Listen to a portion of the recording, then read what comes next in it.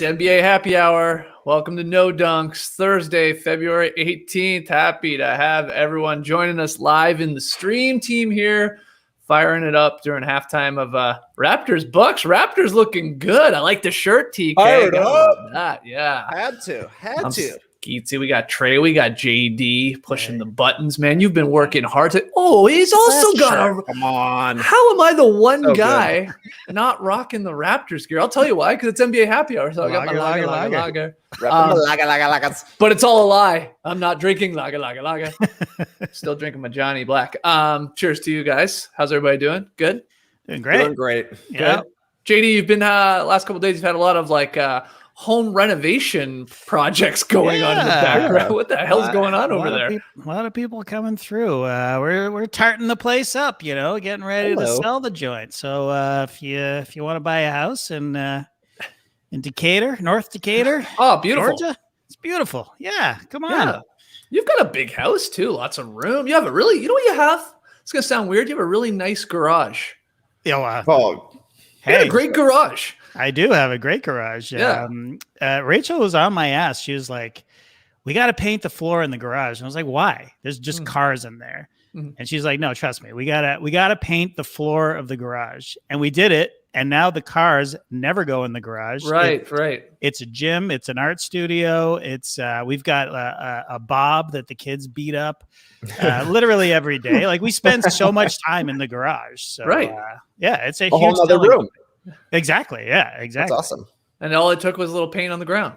Just a little paint. Well, and you put those cool like mats down too. Yeah, it's like a dojo almost. It's like Cobra Kai down there. It's like, you come in, you sort of salute, and then you have to paint something really quick. Then you hit Bob. Yeah, and trim the bonsai tree a little. And right. Then, pick up a starter's box with a bunch of weird stuff in it that's been moved around 10 times. That's right. Yeah. Is it like a special paint though? Is there like a garage paint, right? Yeah, it's specifically for it's for like mechanics garages, I guess. It's got sort of and this was another thing I was not into when she described it. It's got these little dots or particles in it. Mm-hmm. I don't know if it's for grip or for look. And I was like, that's going to look ridiculous. It's going to look 80s, like paint splatters or whatever.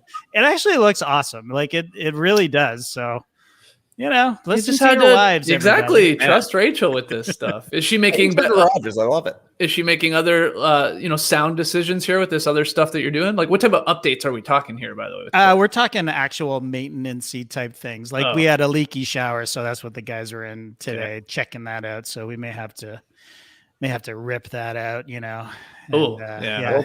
always turns into something. Well, you know what? Listen, we're doing it because we're trying to be ethical. Like I could easily just put a lick of paint on that and just walk away and say, I didn't know that the shower was leaking. Who knew? Somebody else's problem. Leak. Yeah, exactly. But we don't want to saddle anyone with any burdens. So that's why we're doing it. But, Wow. Okay. Well, good luck. Good luck to you. So when are you shooting for to put it? It's not listed yet. March of 2020, actually. So we're a year behind schedule. Oh, hold on. You haven't been listed since March of 2020. No. That's when we were going to list. Yes. Okay. Yeah. So you're right. Well, things happened. I don't know if you remember. Yeah. So, Okay. So March of 2021, I guess. We're hoping to get it on the market. All right. One just sold. I think I told you, just around the corner, same house, basically. Sold in one day. Well, not the same house. Did you see their garage? It was a piece of shit. That's right. They parked their cars in their garage. What? Like Who losers. does that? Yeah, exactly. All right. Well, good luck. People were asking, they wanted to know, have the socks been picked up? Yeah, JD, because you had just random socks being thrown out. They lasted. Well, I thought they had been picked up the next day, and because I looked and I couldn't see them anymore, so I was like, "Oh, they must have been listening. They must have heard me." Yeah, right. But nope, they had just gotten kicked a few feet in the out of my line of sight. So. The irony. Damn. Yeah. So they're still there. No, they're gone now. But But yeah, they last another couple of days. Nobody's scared of me. Nobody listens to me. Nobody. Well, that's cares. the ironic part. You're sort of like you scare people with your appearance, but you're a teddy bear when you get to know I really am. I'm a little too passive. A little too, Well, thanks to everyone for joining us here for Stream Team. What do we do at the NBA Happy Hour? If you're new, if this is your first time, well, we do this. we just hang. We decided we don't do enough shows where we talk to each other online all day. We're like, let's just add one more and actually not talk a whole lot about basketball. Though tonight here with Happy Hour, I did want to get your thoughts on the All-Star starters. I don't know if Leigh or Tass is going to join us later. I'm sure they will at some point. But we did have those. So Trey, let's just get them out of the way, and then we can get back to talking houses. Because I know you're in the market looking for your own place. Maybe you should buy JD's place. Yeah, I mean, maybe I should. It would solve two problems right away. We'll have to offline about this. We'll have to. I got to see the Zillow listings. I heard some bad stuff about the shower. Yeah, true. I don't know. But the garage is getting great reviews. Yeah, exactly. For me though, I'm interested I'm watching you having technicians come in. I got a guy coming tomorrow. To check out our washing machine. It stopped spinning. Oh no. It runs, but it doesn't spin. So it's like it runs through the whole cycle. You check it out and the clothes are just sopping wet. So I've been dripping with sweat lately, going through so many clothes. The 1 week of we've been married for almost 13 years at this point. The 1 week we haven't had a washing machine, going crazy. Crazy. So it sounds like nobody on the call here is a handyman variety. Man, you quickly and we will get to the All-Star starters in a second here, but yeah, when you buy a house, because this whole owning a house is pretty new for me over the last year too. It's wow. I really do wish I knew how to do a lot of this stuff, just this small stuff. And I feel like I've gotten actually a little bit better. The best part is it is literally all on YouTube. You could truly learn. But then you get into the whole thing, do I have the tools? So now am I actually going to go get the tools, buy the tools, invest in the tools? Is there a co-op? Is there a sharing of tools? A tool rental for losers like me that just need this one tool for this hopefully one project, but then I never want it again? Yeah, does that exist? You can rent literally any tool from Home Depot. I didn't know that. Or any of okay, I didn't know that. That. Just a drill. You just need a drill. You just go rent it. Literally by the hour, I think you just it's $5. Oh, that's not going to go well. I'm going to be rushing. Going to make things worse. But anyway, the whole point of that story was, man, I sometimes wish I was damn, I wish I knew how to do all that crap. What do I just sit here and talk to you guys about basketball? It's what can you do? Hey, what can you do? What do you bring to the table? Well, do you want to talk about the All-Star starters? I actually have a strong opinion on that. I mean, I can talk that, but yeah, I can't even do that though. Well, at least you have that. I just have. When I talk to people who actually work for a living, it's very depressing. I mean, it's great. It sounds I just feel good about myself, but I also feel very useless. Useless. Yeah, you know what I mean? But you shouldn't even say that, because at least of the bunch here, you have the skill. You actually have the technical abilities to. Do I though? Play with this? Yes. Yeah. If you were to. Yeah, sell your house and move to Hawaii. Yeah, exactly. If you said tomorrow, all right, guys, this has been fun. I'm out of here, though. We just made $10 million because we got a great garage. See you later. We would be left in a hell of a pickle. I mean, we would have to. Could we figure it out? I'd like to think we could, but man, we'd be screwed. So anyway, my point is you actually have a skill. Yeah, I suppose. But I don't think it's very transferable. You know what I mean? Because working at Turner with actual editors, those guys know what they're doing. They just know. It's what I don't know. Watching anybody with any crafts person, they're awesome. And I could never do that job. I could never be an editor, a picture editor for a production company, but I edit our show every day. You know what I mean? Right. There's levels to it for sure. Yeah. So I know a little bit of picture editing. I know a little bit of sound editing. I know a little bit of producing, and I know all the little tiny things. So I'd have to do the exact same job, but just for a different podcast. And what would the point in that be? Like, right. I don't know. This is the only podcast. Well, that's why you've been working on this for, what are we at? 16 years, 15 years, something like that. We're on our 16th year. Wow. That's incredible. Well, this is my 10th season working this is your with 10th? You guys. Oh, wow. Mm-hmm. I was like, that's weird. Oh, wow. That's weird to me. Does it feel longer or does that feel incredibly long to you? No, it feels like exactly 10 years. I'm like, okay. I don't know. I've lived a lot of life in 10 years, you know, like we moved to Toronto, we moved here, had a couple of kids, bought a house, sold a house, right. All this kind of stuff. I'm like, that's 10 years of stuff. Yeah, lots of milestones in there. And now the washing machine is screwed. Yeah. Well, good luck with that. I hope. I mean, at least you're in a building where I assume someone from the building is coming, or do you own your own washing machine? Oh, we own it. We own it. I had to find Dimitri on Angie's list. Dimitri sending Tony tomorrow. Oh yeah, that's a whole other thing with home ownership, like trying to find the right man or woman to come do the job. We'll see. Oh boy, I mean, it's like throwing darts. Let's be honest. Yeah, you get the recommendation. That's the number one thing. Sure, you get the recommendation. JD had some guy that did this. Oh yeah, send him over my way. But if you don't have that, okay, read a million reviews. Like, give me a break. Just throw a dart. You don't even know which guy or person from the company you're going to be getting that day, and they're all on different levels. Anyway. But once you get that person, it's like never let gold. them go. It just never let them go. Oh yeah. We found our guy. Rahelian. Good. He's so good. Hold on, dearly. You treat that man with respect. Oh, we Tony? do. Yeah. I mean, well, what happens though is you don't want to start. You shouldn't have even told me his name, because now if I need somebody, I'm going to go get him. Looking him up. And he's going to be spread thin. This is what's going on. I think Tass recommended his guy to my buddy our buddy Grish, to do a bunch of stuff.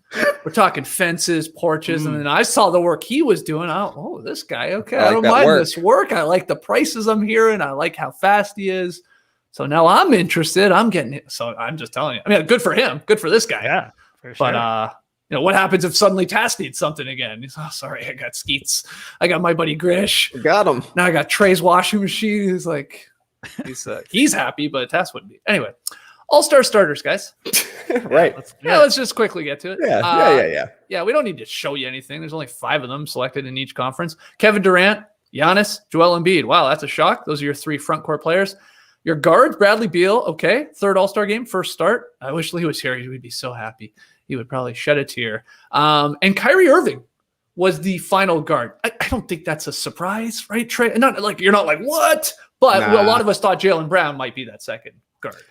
Yeah, but Kyrie was leading in votes, or at least second in votes for the majority of the time, right? And Jaylen Brown, I don't know. I think he definitely has the rep of being the second guy on the Celtics.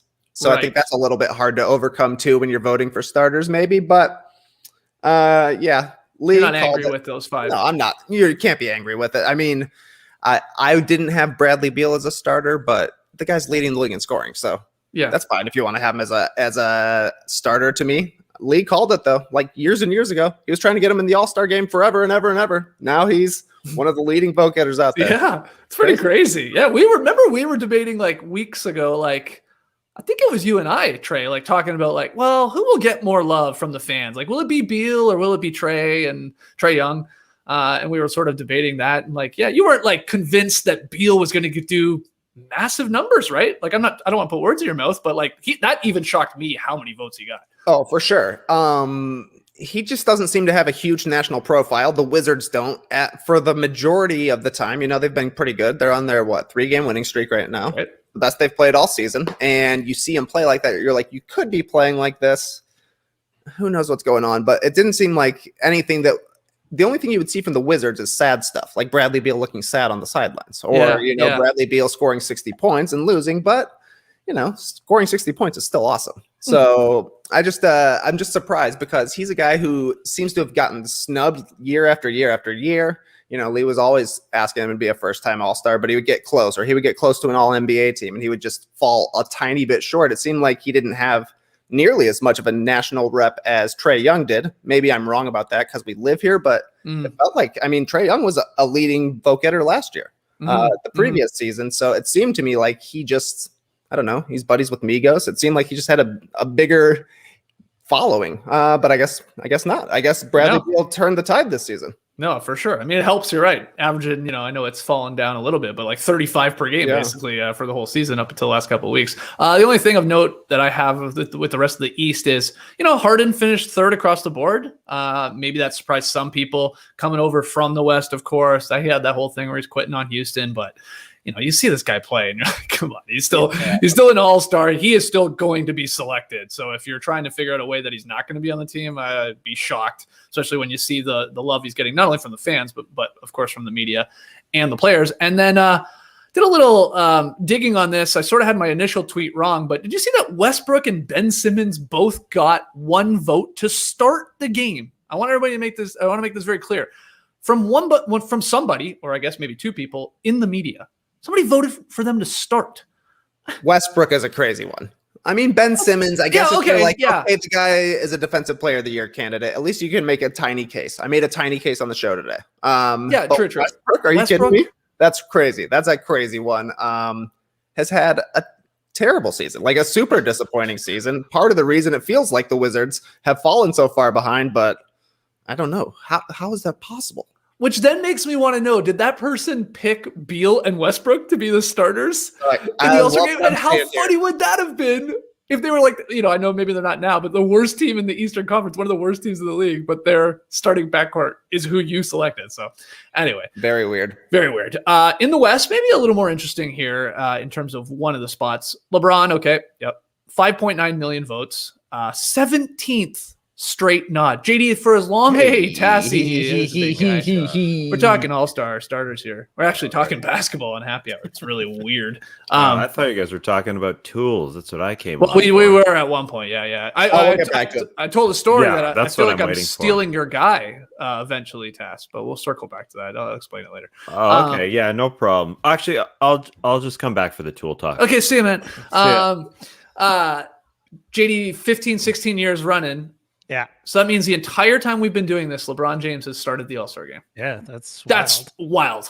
I thought of that too when they said that 17 years straight. I was just like, wow, that's incredible. That's incredible. That's a record, right? 17? That's the most. Yeah. Right? Starting? Absolutely. Starting. Yeah.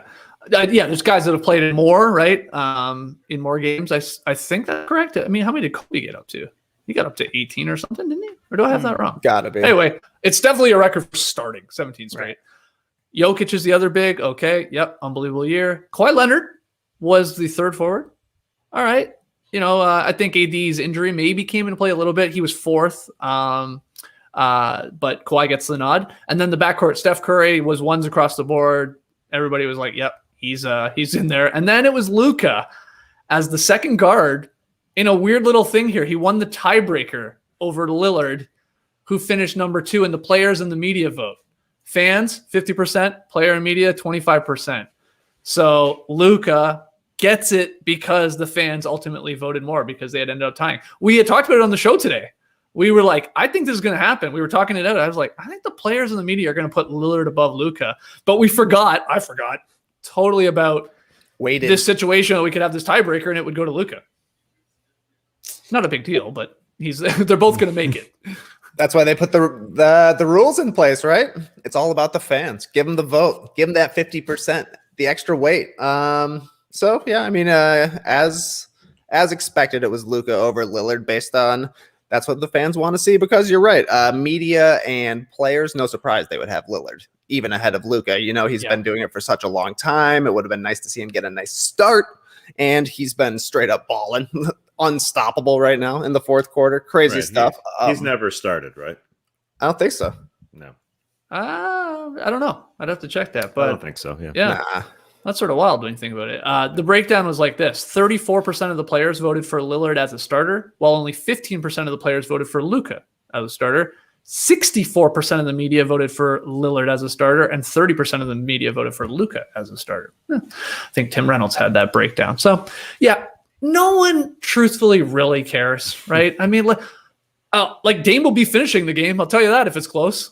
He'll be out there, I would think. whoever the coaches are, the captains are. I would probably want to have Damian Lillard out there in a close game, so he'll probably be closing. But we don't really put any weight at all, right? Task 2.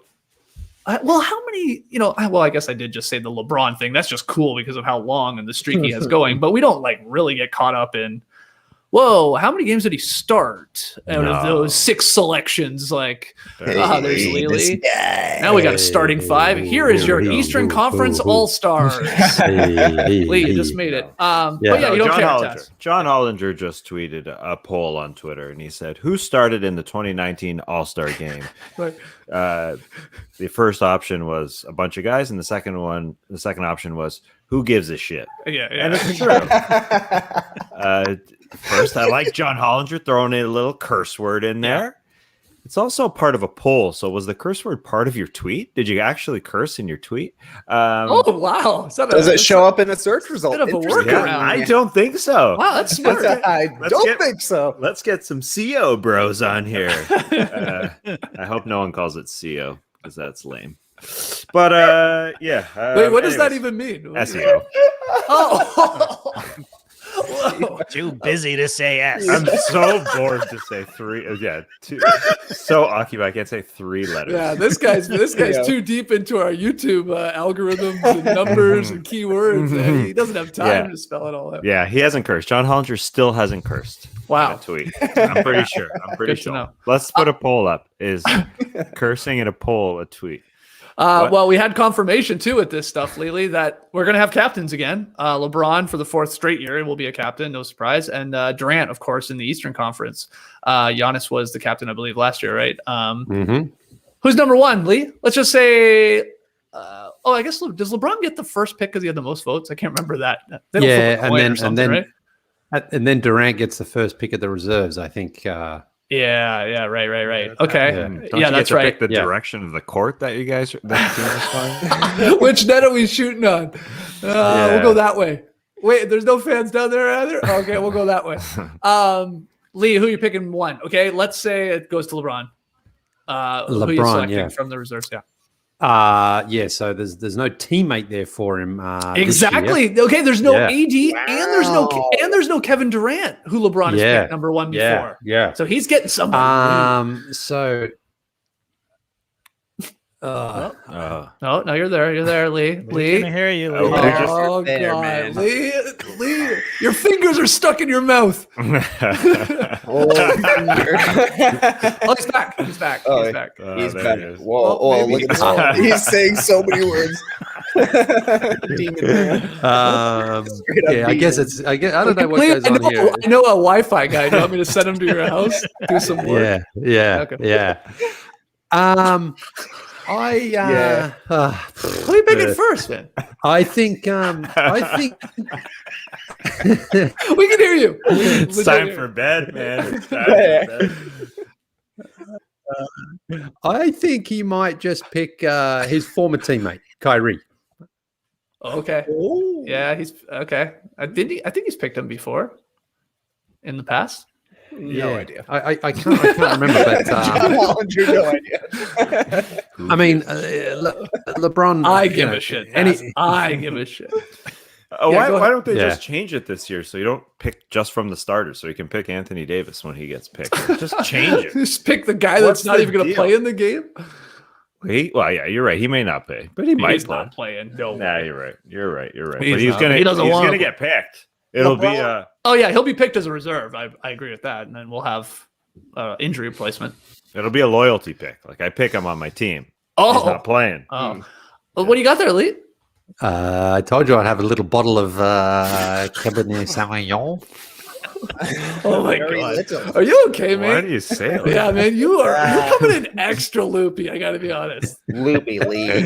Yeah, I just look. I just came straight from the bottle. Yeah, cheers to you guys. Yeah, cheers, man. I thought you were gonna drink it straight from the bottle there for a second. Oh, look at him pour it. I knew that was gonna happen. You spill it? Yeah. Yeah. All over the laptop. Great. Nice.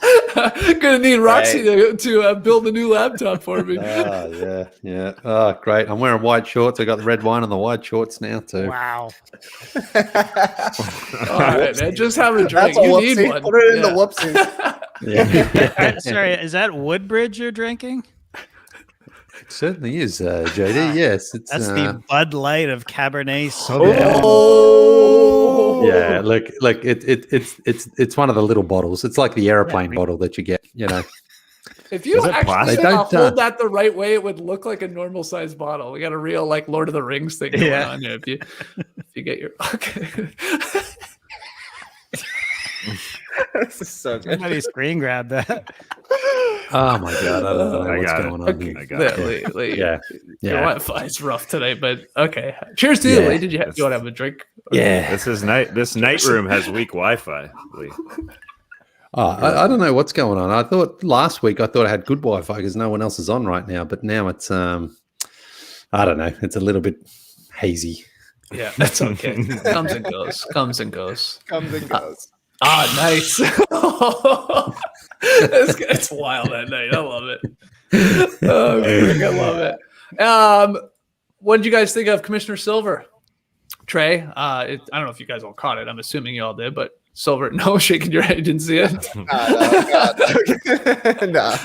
No. I was living my life. Fair enough. Did anybody watch it? JD, did you watch Commissioner Silver? No, when was he on? okay, well, he was on the pregame. Oh, boy. I watched part of the pregame. Okay, well, you missed him. He touched the Rachel Nichols. Well, he was asked.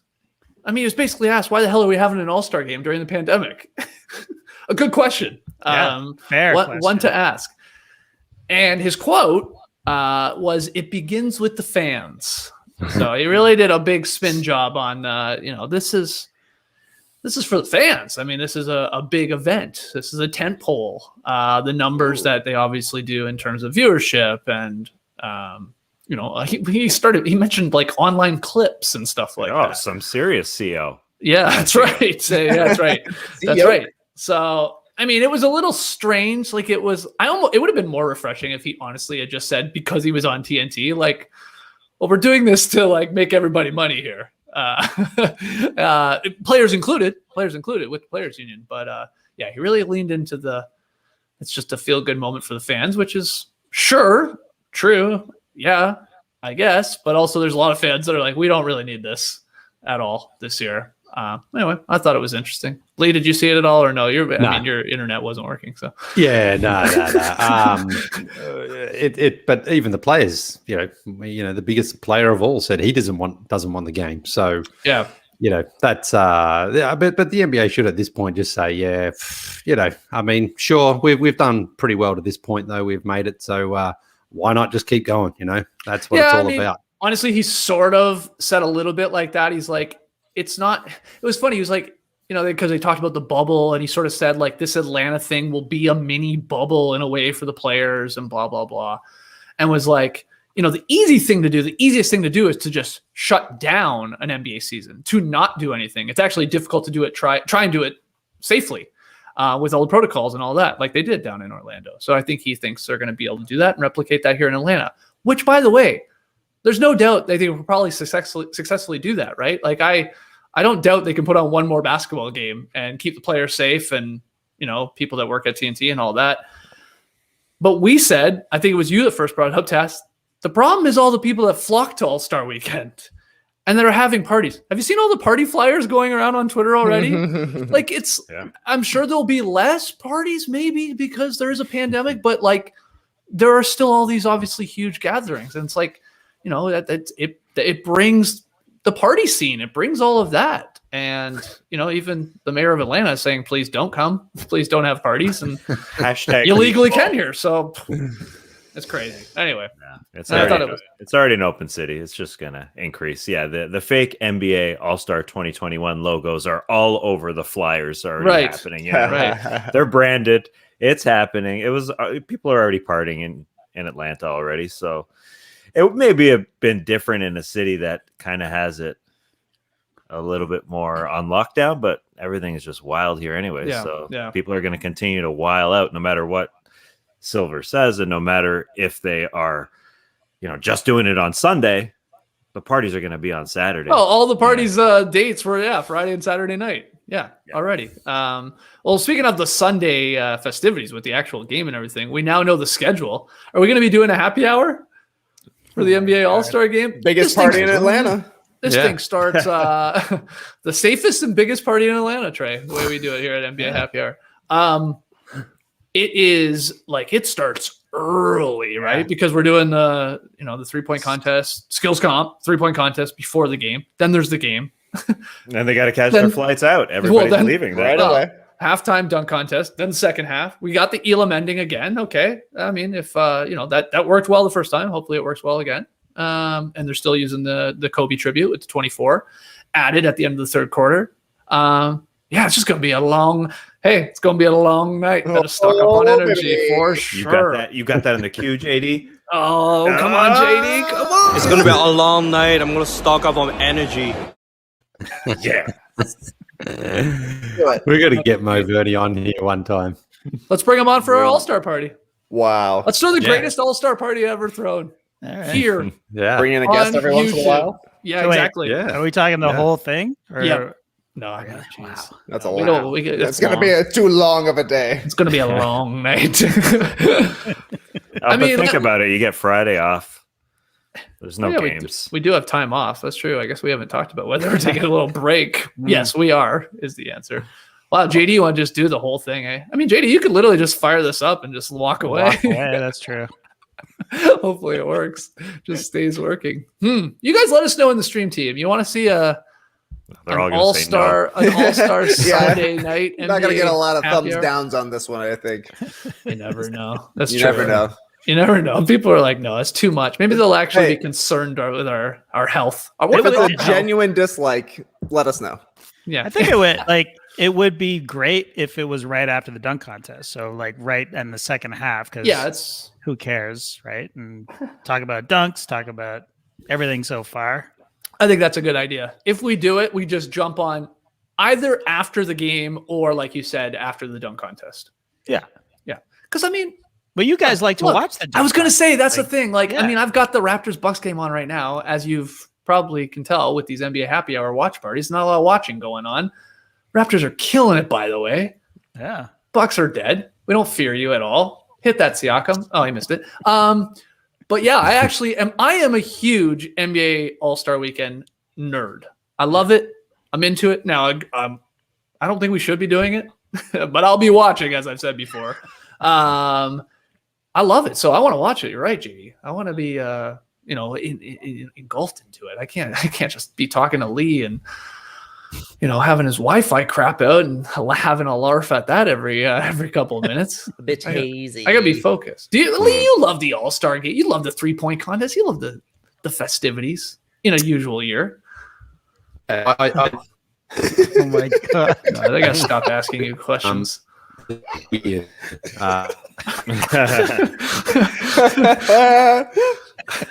is crazy.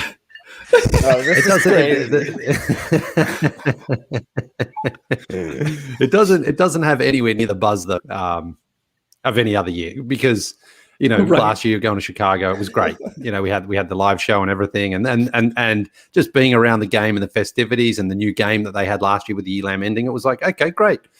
But this year it's just sort of like I don't care this year at all for it, because it just doesn't feel right. But the whole season, it just feels different. It definitely feels different. It feels like, the funny thing is, it's nearly a year ago since they shut down for 4 months. And it was like, wow, what a break. That's the longest break we've ever gone without real basketball. Because even at the end of the season, before the other season starts, there's always Team USA games, Olympics, World Cup. There's always something else going on. But to have 4 months stone cold was crazy. And then it was like, okay, the end of July. And it's like, okay, fine. End of July through to October. But it feels now like we were playing those scrimmage warm-up games, and it's just non-stop since then. The end of the season in the bubble into the start of this season felt so quick. It felt. What was it technically? I don't even know. Was it 4 weeks or so? 6 weeks or something? Was it 6 weeks? Wow. Yeah. I mean, it was October 12 was game 6, I think, wasn't it? I think it was something like that. The Lakers had from game 5 of the finals to opening night was 71 days. Okay, there you go. But, wow, but it didn't feel that training long. camp in between. No, it didn't feel that long. But and like you said today on the show, Skeets, no one needs to play the violin for us or anything like that. This is a pretty nice job we have here. But it doesn't mean that, you look in the schedule last night, there's 11 games, you're like, all right, where am I even starting last night, because and it's interesting. I want to bring it up here now while we've got the stream team as well. Worldwide Wob has actually proposed, starting games, staggering the start times of games so that you don't get so many games finishing on time. I don't know if you guys have seen it or not. No. But what does he mean? Starting them earlier, I assume. Well, just staggering when you start them so that you don't have a situation where sometimes you have 2 or 3 games close ending around the same time. You don't know which one to watch. But that's now. Hold on. Without reading his tweet, if we stagger them by 15-minute start times, games are not always the same length. Because of what's going on. So it doesn't mean we're not going to avoid that. Okay. No, it doesn't. But you would sort of assume that if you do start them 15 minutes, a little bit later, then you're not going to have them sort of finishing on top of each other. So just an idea he was throwing out there, got a little bit of traction, got a few people talking. I thought there's maybe something to it. I mean, it's exactly what happens in the NCAA tournament. They start games at 12:15, then they start them at 12:30, and they start them at 12:45. And it did happen last night. There was 3 games going right down to the wire at the exact same time: Nuggets, Wizards, Wolves, Pacers, and some other one that went right down to the wire. But I don't know. Just get Zach LaVine to be in the dunk contest this weekend, and everybody's happy. Like, that's what it's all about. It's all about the dunk contest. I mean, do you have any faith in the dunk contest in this obviously weird environment? And maybe I don't know, because the players are there and having just played the first half. Could it be better somehow? I don't know. I don't know what to expect. I'm ready for by far the worst dunk contest of all time, and I wouldn't hold it against anybody if they're like completely like who gives a crap and they're checked out. I want them just to do layups like Daryl Armstrong, just like as a form of protest, I guess, for the idea that we're even doing this. But or maybe it will be somehow the best because it'll be better. It would be better because there's just no frills. I don't think they would try and bring out a Kia or try and bring out a goat that they jump off of, right. You think it'll just be straight dunks, and that might work. So Depends who's in it, of course. I don't know, man. And you're gonna hear the oohs and the ahs from the players that are there. It'll be audible. Like we heard. I went back and watched some of Zach LaVine's dunks that he used to rub it in people's faces last year when he wasn't an All-Star participant, and then he dropped some dunks on Twitter just to show what they were missing because he wasn't picked for the All-Star game. So he said, I'm not going to the dunk contest. No. But on I think it was the Friday before or the Thursday before, he showed that he almost did a 360 from the free throw line. And you could hear the oohs and the ahs. I know JD was getting excited cutting it today. It was so riveting.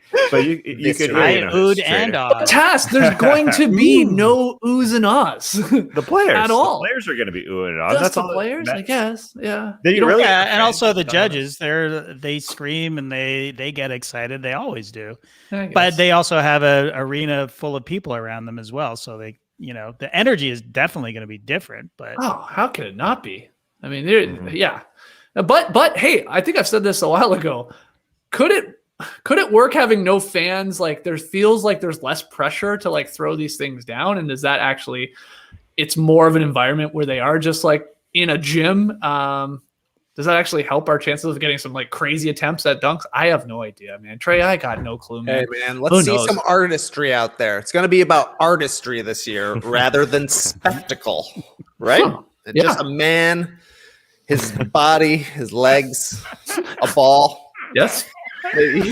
Yeah, totally. Maybe a second ball. Oh yeah, always in play. Maybe a second man. Maybe a second man. A pass. But like Tess is saying, that you're totally right. They're not going to bring in a Kia. You're not going to have Victor Oladipo coming out singing. You're not going to have Aaron Gordon strutting to "I'm a classic man." What a banger! Right? It's all about the dunks. So it is going to be on you to bring your crispest, your cleanest, your toitest dunks. And so maybe it won't be quite as much of like a pop thing, but maybe it'll be a connoisseur's dunk contest. You know, you're appreciating the leg flares. You're really getting into the way the arms articulate and move. I don't know. Sure. I just I want to see somebody. Yeah, I want to see somebody pull something off that you could only do in perfect environment, right? Like you could only do in a practice environment, and this is going to be closest to that they're going to ever do publicly, I guess. I know. Mm-hmm. Yeah, I say that there won't be any sponsors, no Kia type thing, but everything's also still sponsored. Like it is a Mountain Dew 3-point contest. So I don't know. Maybe somebody squeezes in. Yeah, Aaron Gordon flies out a bombardier drone or something. I don't freaking know. Oh boy. Leave the drones alone, Aaron Gordon. Well, he's not. He says he's done with this. I mean, what is there? We don't know who's dunking in it yet. Nope. At all. Is there a reason we don't know that? Is there any possibility, Leigh? I'm gonna go to you. Fingers crossed here. Is there any possibility that we're only picking all-stars to go in this year's dunk contest? We're actually not bringing anyone else in the 3-point contest skills as well. Is there any chance of that? What do you think? Well, I think Damian Lillard has already said he's going in the 3-point shootout. So that's one all-star who's going to be in it. I mean, Zach LaVine is going to be an all-star. Then, because you're right. They always go in the 3-point contest. Like the stars are like, I can go shoot a bunch of threes. It's not that taxing. Okay. Yeah. The dunk contest, So Zach LaVine is going to be an all-star. So that sort of gives you a chance then if he wants to go in the dunk contest. Yeah, you can sort of pick from there. He's going to be an all-star. We don't know. Oh, he's a lock. He's going to be an all-star. Lock him in. He's averaging 28 a game. Lock him in. Third in the player vote. Third in the player vote. Yeah, he's a lock. Yeah. I'm just trying to make think our picks on tomorrow's drop podcast. It's a tight field. Yeah, ahead, I'm trying to think other dunkers like Jaylen Brown. Also going to be in the All-Star game. I would like to see in the dunk contest. I think he could throw some mean stuff down. Hey man, we could get a pretty damn good dunk contest field from the All-Stars. Would LeBron do it? Wow. LeBron owes us one. He owes us one, So no, he won't do it. Of course he won't do it. I'm trying to think who are the younger guys that might be in it as well. Zion. Ooh, now Zion's an interesting one. I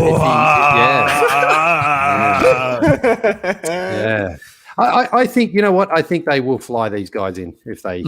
I mean, why not? I mean, you can't take the high road now where you're saying, we want to limit it to only certain amount of people who are in the game in the event. You may as well just bring in whoever you're going to bring in. I mean, it's all a bit of a joke at this point. So, I think. Yeah, I think they'd like to have Ja Morant in it if he would like to go in it because Ja Morant will not be an all-star, but they're not. So they're the only one they're not doing versus the rookie sophomore thing, isn't it? So, who did you say? Ja Morant won't be in the 3. He said I could make it up. You're speaking clearly, Leigh, and then you got all garbled when you said the only thing they're doing is the Rising Stars Challenge. Yes, that's right. Leigh. Yeah, and Ja Morant won't be in the 3-point shootout. So maybe he's in the dunk contest. I guess. So yeah, you bring him in. Why not? I mean, you may as well. I just don't. I mean, again. A guy at Ja Morant's level of fame in a weird season where we're in the middle still of a pandemic and like you're calling up him and saying, hey man, can we fly you down here for the dunk contest? You're not an all-star. I mean, and he shouldn't, and I'm not saying he deserves to be one yet. I just think that's far-fetched. I maybe I'm wrong. Maybe he's like, yeah, anything for the fans, man. Like that'd be cool. But I'm skeptical, very skeptical. So like someone of like his stature, I guess, would do it. Maybe he proves me wrong. That's what I mean about this. Like, it's a little bit, I don't know, like I can wrap my head around, okay, not LeBron maybe, but yeah, Jaylen Brown and Zach and Zion. Like there's LaMelo enough Ball. Obviously talented guys. Yeah, they want LaMelo Ball in the skills contest. So yeah, they do. That's true. That's true. He'll be here no matter what. He won't be an all-star. He's deep in the all-star reserve fringes, but hold on. You don't want LaMelo Ball in the dunk contest. No, I said the skills. Yeah, I know you said the skills. No, he's going to drive. Is he going to drive? I don't care about the skills. Close drive. No, but I don't care about the skills either. Yeah, you're saying they're bringing people. You're right. Yes. They'll definitely bring LaMelo Ball in. Why not? Who So else? LaMelo Ball's only 3.5 hours away in Charlotte. Yeah. Is LeVar driving him? How's he getting here? You know, COVID We'll see. safe. No, nobody We'll cares. see. All right. I can't. All right. Can't. No, I mean, I still can't believe they're doing the skills. So I got to be honest with The that one. skills Just contest. I mean, I guess like, yeah, they sold that Taco Bell, and they're like, damn, we gotta have it, You man. always a skills contest. The fans want to see it. They want to see Nikola Jokic dribbling. You never get Right. to see it. Right. That's true. That's true. You never get to see that anymore. Oh man. Well, we're having it. That'll start the festivities. I cannot wait. What else is going on? How you feeling, Tass, with the what you need to know the early mornings? How's things going with you? You found a groove with these bad boys? I don't know. What do you think, JD? JD is the one who's That's a good question. punished Good point. watching the editing happen, watching these videos come in. Yeah, I think we've hit a groove. Yeah, for sure. Yeah, I mean, yeah.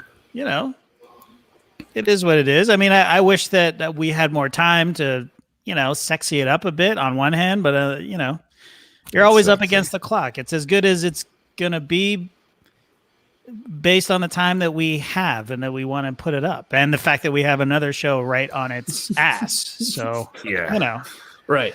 Yeah. But isn't No, maybe you're doing a good job of it. in a way that's maybe a good thing?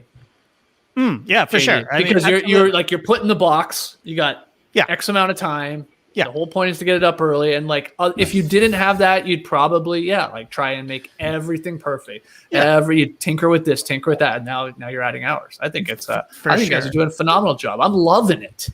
Yeah, and absolutely loving it. People were definitely resistant. They were like, "Oh, we want Tassie on the regular show, and we all want that, but we also want to get our 10-minute what we need to know as well. You can't have everything, and you know, so people seem to like it. So I guess we're gonna keep doing it, right? That's the unfortunate part. People like it too much. Now you Unfortunately, can't they take it like away. Yep. Yeah. We'll see. We'll see. What JD. a day you had today. I mean, every day for you, JD, I'm sure is a grind. But did you leave that seat at all today? I went and had dinner. Yeah. We may have to move Poppin packs. I was thinking that to a different day, right? Like you're right, Thursdays is Leigh. not There's a great. lot going on a Thursday right now with our schedule, with the bloops and the hoops there, and then all these other things. Yeah. Well, I mean, like, the only it other does make sense for Throwback Thursday. That was the I mean, original. Do you idea, even say but that anymore? I guess not. I guess that's yeah. that's It's like you're Yeah, popping I a don't know. pack. Let's Cards do are it, too man. big now. Cards are any day of the week. Yeah, exactly. Right. You think I'm waiting Right. just till Thursday to open my Top Shot pack? You know, my cool cats? No, man. Pop that shit whenever I want. So Yeah. okay, just but keep- when though? That's the question. Like when? Because, What do you mean when? Well, Listen, because JD, we every got- day is sort of packed, right? Like, Yeah. Oh, it's true. I say let the cards fall where they may. I say we Whenever do a it. guest is ready. Whenever a guest is ready. Yeah, that's You know, what if it they're comes like, down. okay, I can do Tuesday, it's Tuesday. Yeah. yeah. Let's just book it when I have a guest, which could be once every week, once every 3 months. It's Hey, mate, I'm available, man. Just call me up. I'll Yeah. get some cards. yeah, I've got you in the back pocket. You know, I've got when are you Right going to hand, use back it? left pocket.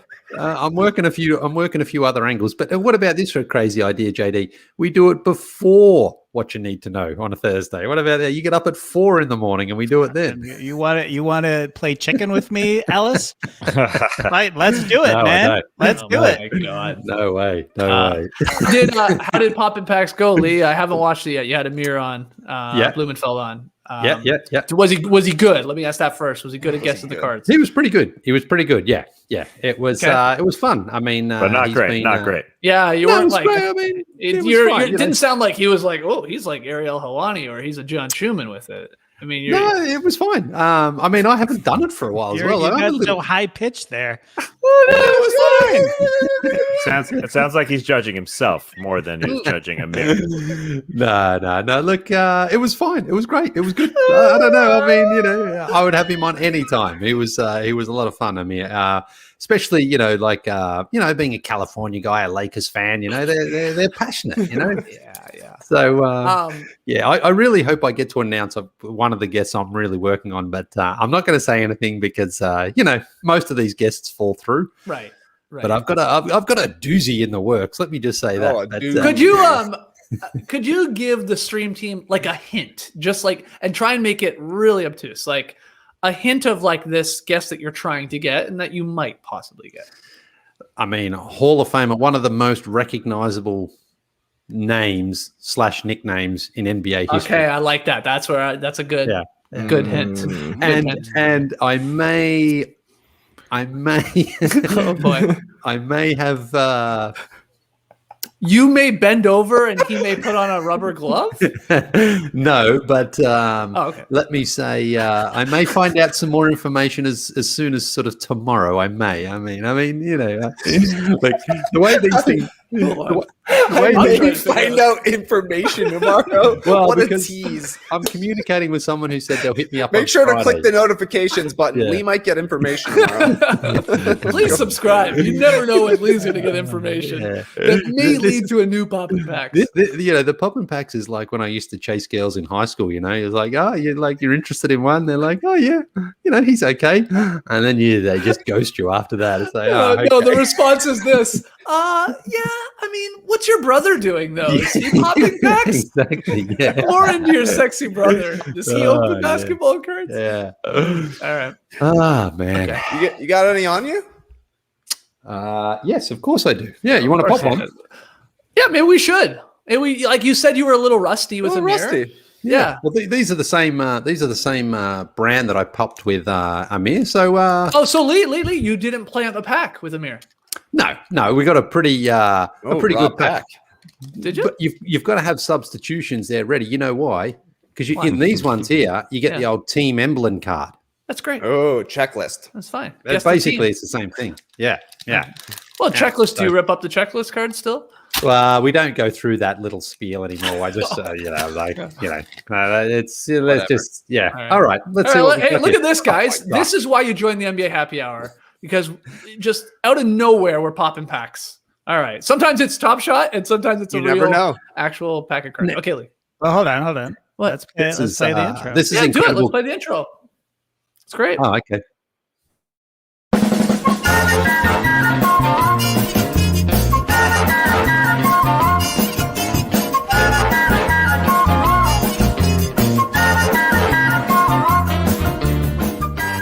Oh yeah, it still works, JD. Good call. We are opening a pack of 9091 SkyBox. I love that blue pack. I got to be honest. I love how it looks. Series 2, nice. I believe. That was nice. Yeah. It is Series 2. It is. Now this is incredible because it's the All-Star announcement. It's the All-Star announcement. So if you were to associate one NBA All-Star with me, who would it be? No way. Blackman. Rolando Blackman. Wow. Confidence, baby. Confidence? Are you kidding me? This is a planted pack. Did you plant this? This is a planted pack. See. Oh, that's creepy. Oh yeah. Oh my God. What's are you doing for the fun? This is crazy. Okay, this is crazy. You got Magic Johnson. This is crazy. Orlando. All right, this guy was one of the Minnesota Timberwolves' first draft picks, I think. Doug West. Dougie West. There you go, Skeety. Oh, I still got it. Too easy. Too easy. Oh man, that's nice. I like how his arms echo the star in the background. Yeah. Oh yeah. Yeah. Wow, you're really into limbs right now, Trey. Dude, I'm loving limbs. Living life and loving thank limbs. you for showing the back of these cards because we get I'm only pointing this out because of Matt Bonner's Wikipedia that has that photo of Matt Bonner talking into a microphone. That's one of my rare liked tweets. Is that right? Can you go check out somebody's liked tweets? Can you do that? You go to their profile and you see everybody go check out J.E. Skeets liked tweets. Scroll down to the bottom. I have 3 banger Matt Bonner tweets that I've liked, and one of them is the Wikipedia photo, Leigh, of Matt Bonner holding a microphone. I don't know why that kills me for some reason. All right, this next guy, Indiana Pacers. I think he had a 3-point record. This guy, I can't remember. Person? No, but he made a consecutive amount or something like that. I can't quite remember off the top of my head here, but if you look into the sky, you're going to see this guy. especially George McLeod. There Yeah. you go. Yeah. Nice. That's a great hint. Great Yeah. hit. I think of him as a Mavericks player for sure. Yeah. If I someone think was- you've given that hint when we were Yeah. outside popping up Yeah. the indicator. Yeah, he's definitely got some sort of 3-point record. Someone else can dig that out there and find it. Dig it out. Well, he was like, hold on, he was like one of the kings when the shortened line was in play. When they brought the line in, George McLeod killed it. I remember in one of those years at least. I don't know what the record is. But Yeah. I know he was money when the line came in. Okay, so was Dennis Scott, by the way. Actually, 3D. Yeah, there it is. Bonner speaking into a microphone. That's so good. It is like more intense than you would think. Yeah. Just a little bit though. Oh man, can't you though hear Matt Bonner's voice in your head right now? Oh my god, what a guy! Miss that guy. Okay, what do you got, Leigh? all right. This guy, no one's really going to know this guy. A New York Nick white guy. Dudley. Nah, he's number 23. It's there's not much I can do. Okay, with hold on. Bill. Oh no. Okay, Brian Gwinnett. Brian yeah. Gwinnett. We were just talking about Decatur. You couldn't have gone with a Gwinnett. No. Yes, what about lying in bed, just like Brian Gwinnett? Nice. That works. You didn't force it.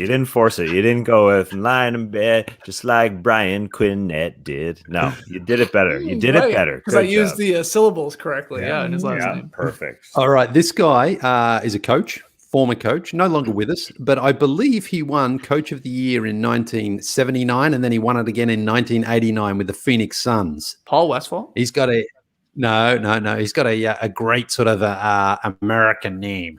Wow. What can I say about it? Yeah. Who won the Jack 70s? Ramsey? No, not Jack Ramsey. No. This guy's this guy. If you ever have a rip in your clothes and you need to sew it up, you're gonna have to call on this guy. Cotton Fitzsimmons. There you go. That's a real Why would you American call on name. him? That's a real American. like what I mean by that is, in Australia, when we were like talking about Americans, you'd say, there's a Gus or a Hank or a Cotton, because it's wow, really? Yeah. I mean, Gus, Hank, yes, I'm with you. Cotton? Yeah. Well, because it's like Cotton. Like, how'd you get? I mean, what is his real name? His name is it does not say. All right. Wow. Here we go. We got another tough one here. Give us the initials. Give us the number. Give us anything. Like, I love to try it. Man. TG. TG. Trey's got a good friend who's got the same first name as Tommy. this guy. Tommy Porro. Yep. Tommy. Tommy Goro. And his Tommy Goro. and his surname was a guy who wore white pants to Las Vegas Summer League one time, and Trey's got a photo of it. It's Greer.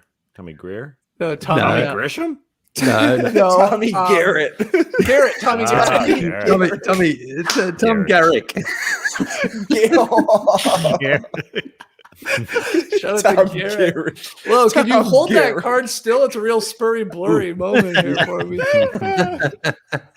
Oh, inside joke. What a pick. All right, this Garrick. Hey, hold on. This is what I love about. What was your favorite Las Vegas moment ever, Leigh?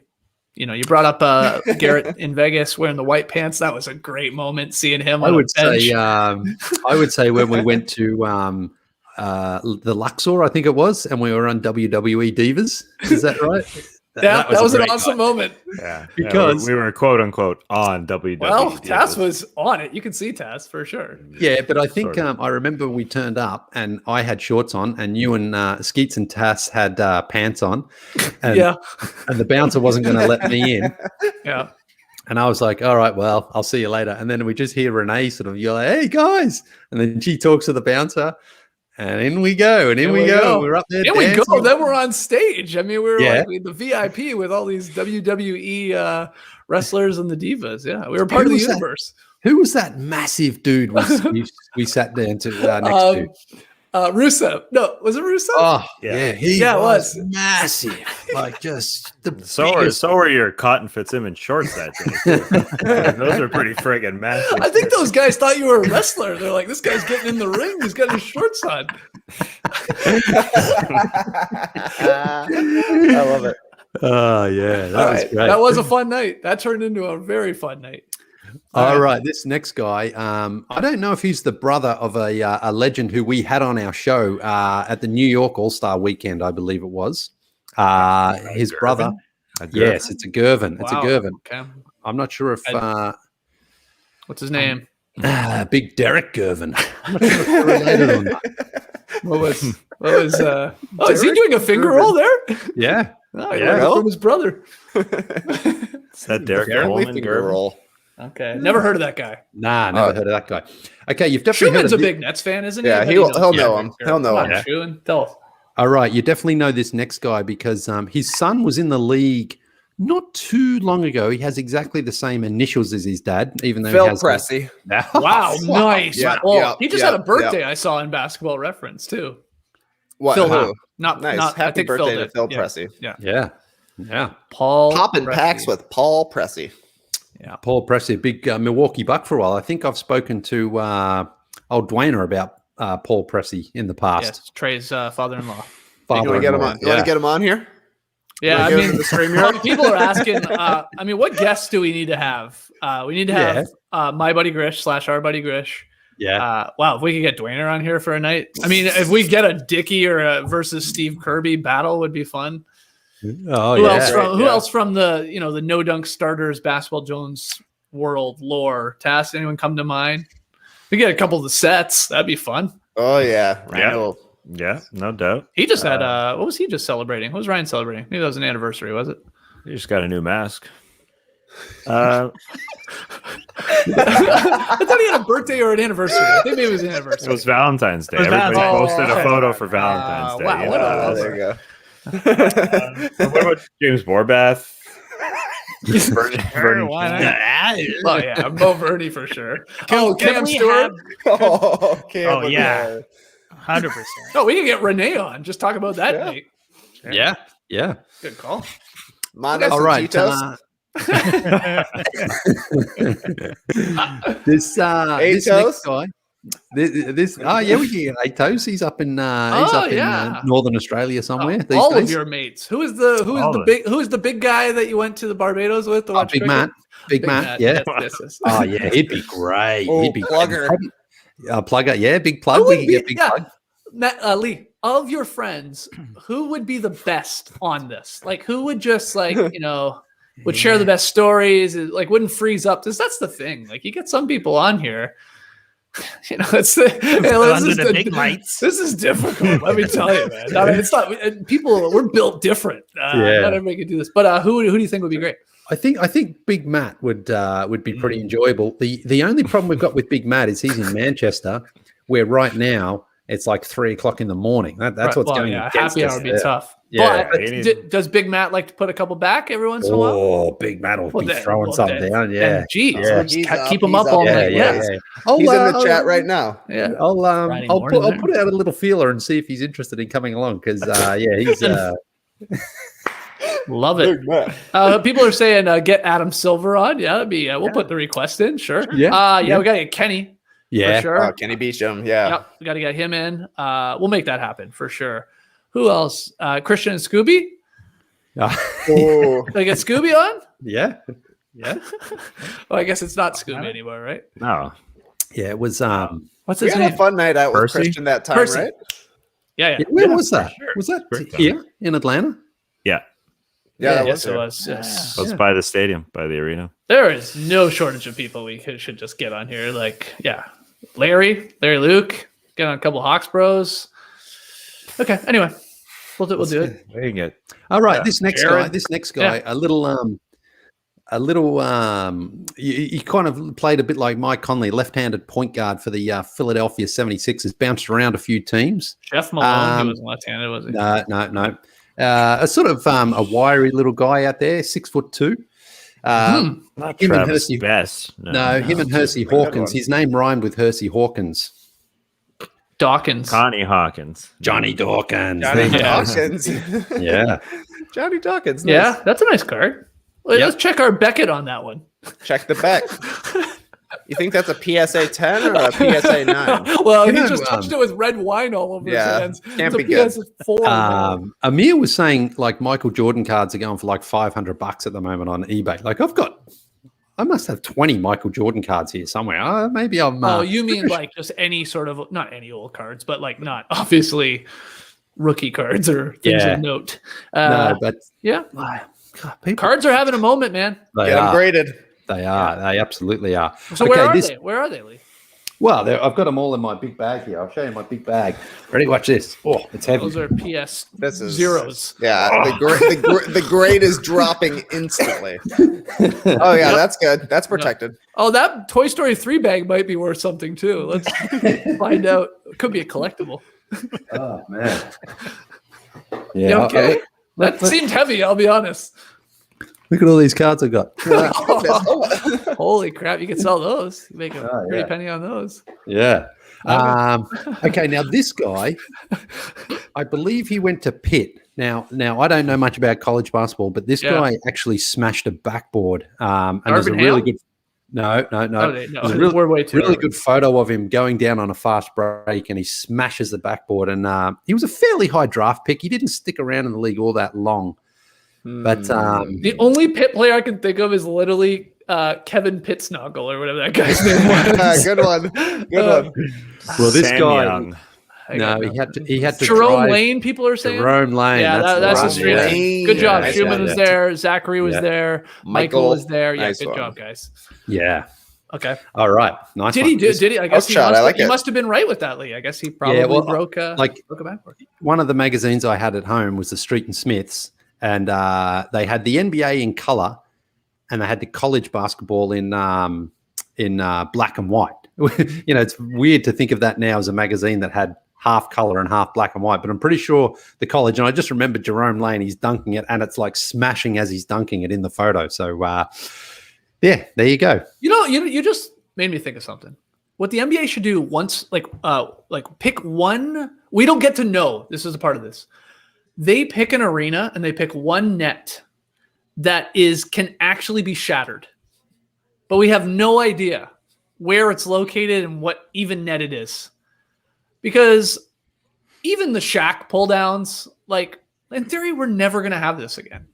Or a shattering of a backboard, even cooler. Let's be honest. Like that, Shaqs were awesome, but like the Darvin Ham one in college and stuff like that. Sure. I'm just saying we should add that back to the game. Did you Am I see crazy? though the other night Pelicans? I think it was the Pelicans against the Grizzlies, and every time Zion dunked, it was just like wobbling afterwards. Like I don't think it's ever going to be able to come down again because they've reinforced. No, it that's what I'm saying. Right. But my point is, let's make one of them that we could do it or shatter it somehow or something. Yeah. But it would still take like a credible amount of force. I don't want it to happen on a like a little wedgie or something. Yeah. The wedgie sticks and shatters. That'd be incredible. But anyway, I think there's something there. I'll talk to Silver when we get him on the live stream here. Hey, we got an idea. Okay. Yeah. This next guy, I think, played for Michigan or Michigan State. No, Michigan, I think it was with Glenn Rice in the '89 NCAA final. Ramil Robinson. Oh, great! You're ball talking trade, to a good. Wolverines. That's an fan, easy man. one. That's an easy Oh, one. that's a draft card. That could be worth something, Lee. Be Now that careful with one- it. Put some gloves on. Do you remember, Trey? I don't know if you remember that game or not, but I remember it because Seton Hall were in it. Andrew Gaze was in it. Sure.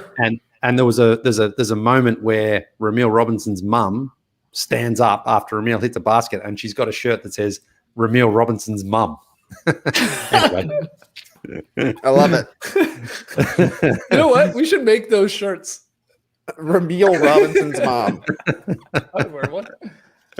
All right, good. Next one. This next guy, he was playing in the NBA up until around 2003, 2004. Played on a ton of teams.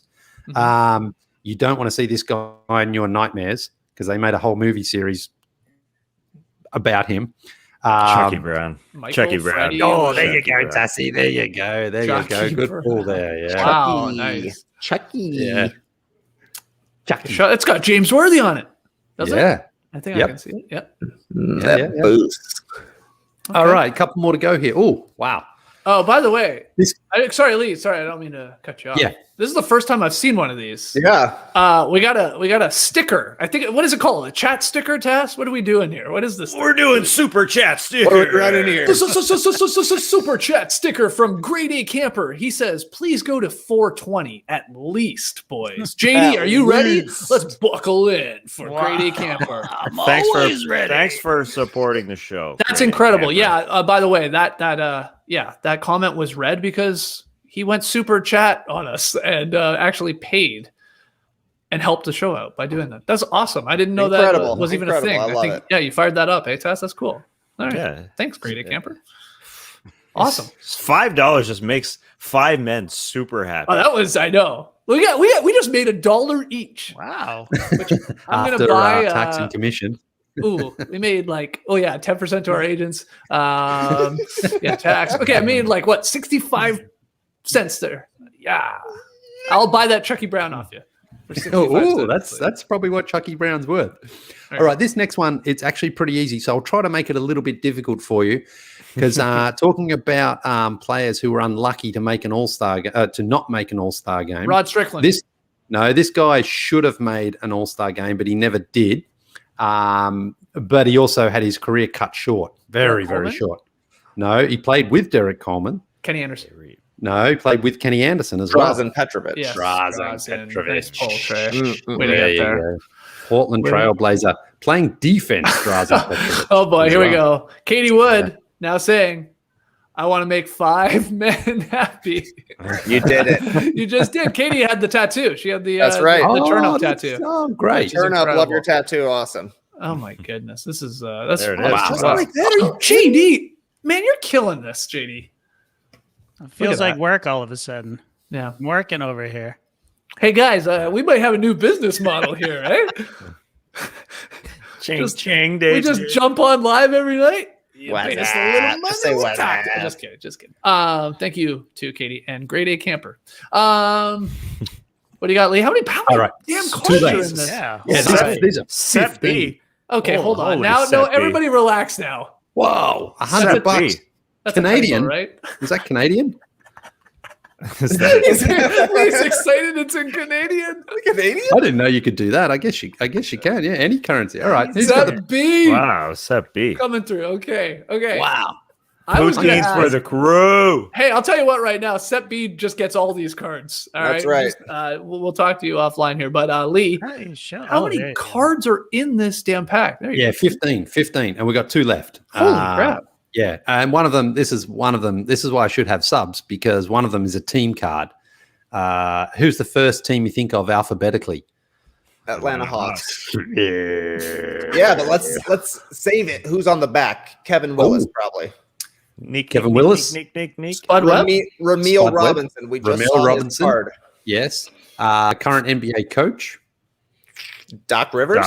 Doc Rivers, a Hall of Famer and an MVP, Moses. 3-time MVP, 4-time MVP. Nice one, Moses. Malone. Moses, a famous guy for his enormous contract. John In fact, changed his name. Ooh, good one. That's the one. Yes.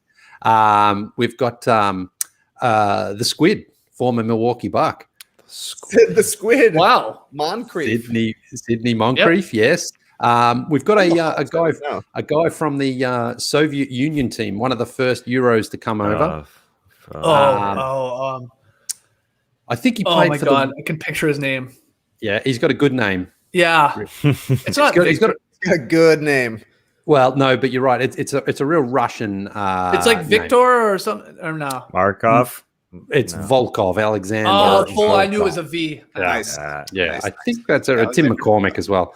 Who the coach? Remember who the coach of the Atlanta Hawks was? I think of this guy more as a Seattle Supersonics coach. It was a curly hair. It was a curly grays. I don't remember No? if it was Kelly. He had glasses. You think of this Good coach American as name a like Sonics Curly coach, but he was Gray. the Hawks coach. Yeah, what he you're was the saying? Hawks coach, but definitely Lenny he coached. Wilkins.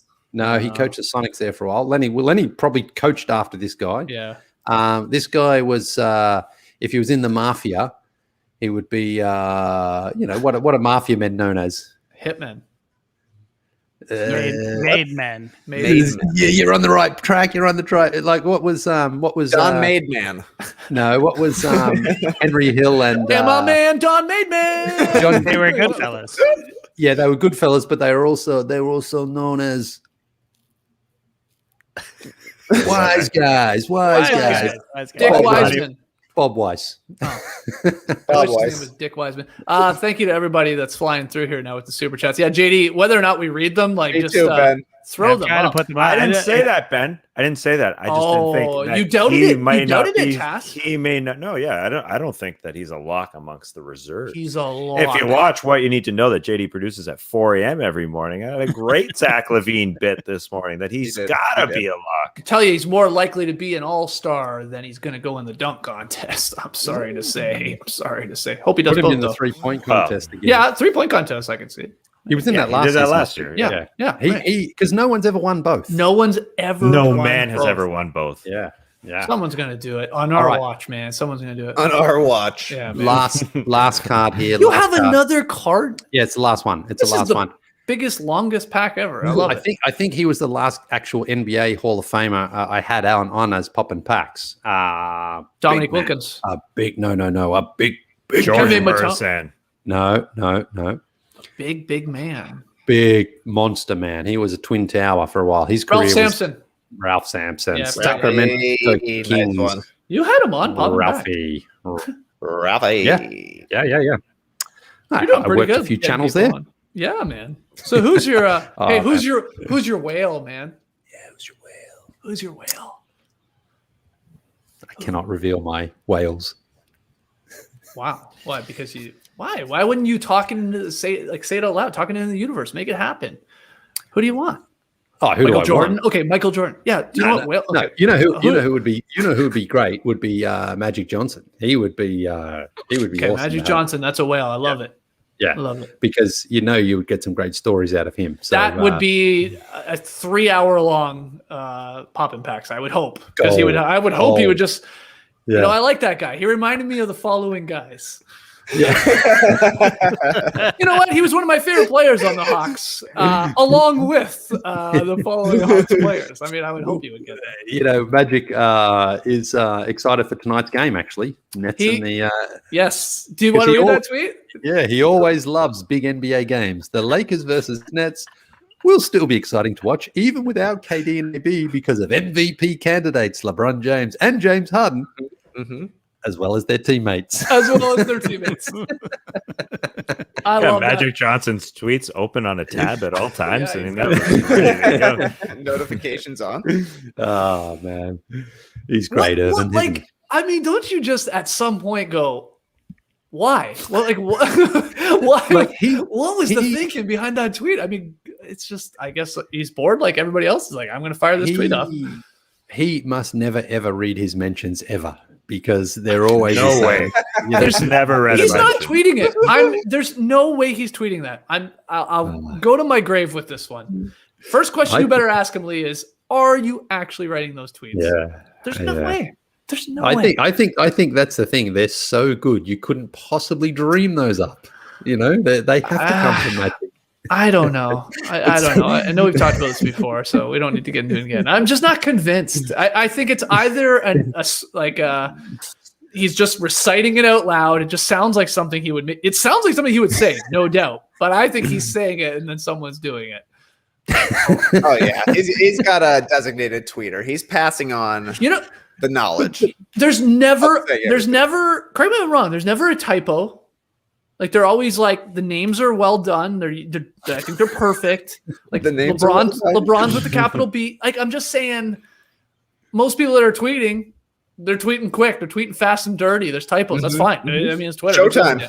Yeah, but I just don't think he's doing it. I think it's going through channels, going through filters, Leigh. But wouldn't Magic be like?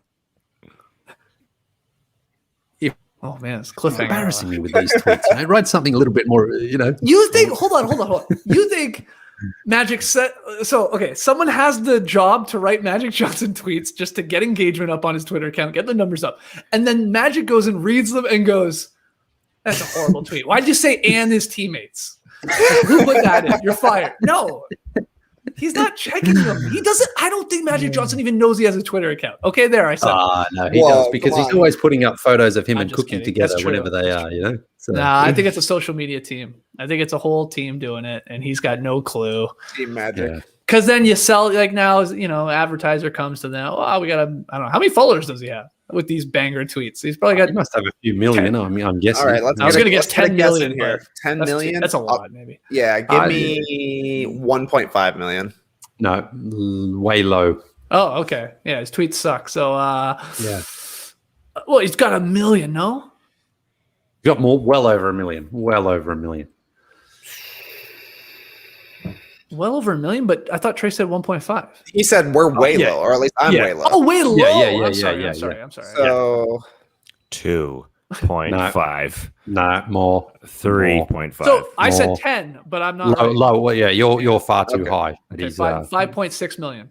5.1. He's at 5.1. Wow. Yeah. What are we doing wrong with our tweets? We just got to start saying everybody. yeah, exactly right. Because then, like everybody that's like, "What about my team?" You already mentioned their team. They can't get mad at you. You're like, "Oh, I agree." Everybody likes it because he just says everybody. You're like, you're right. That's a great strategy. Oh, it's such Everybody a good strategy. Okay, we got to start doing that. I listened to the Daily Ding the other day, and these are my favorite hosts of the Daily Ding. Just go Dave DeFore, Black Trey, Jared Weiss, Mode Wow. to kill. Mode to Kill. He only follows 200. Hold on, I'm not done. Keep going. And He their only teammates. follows 200 And the producers.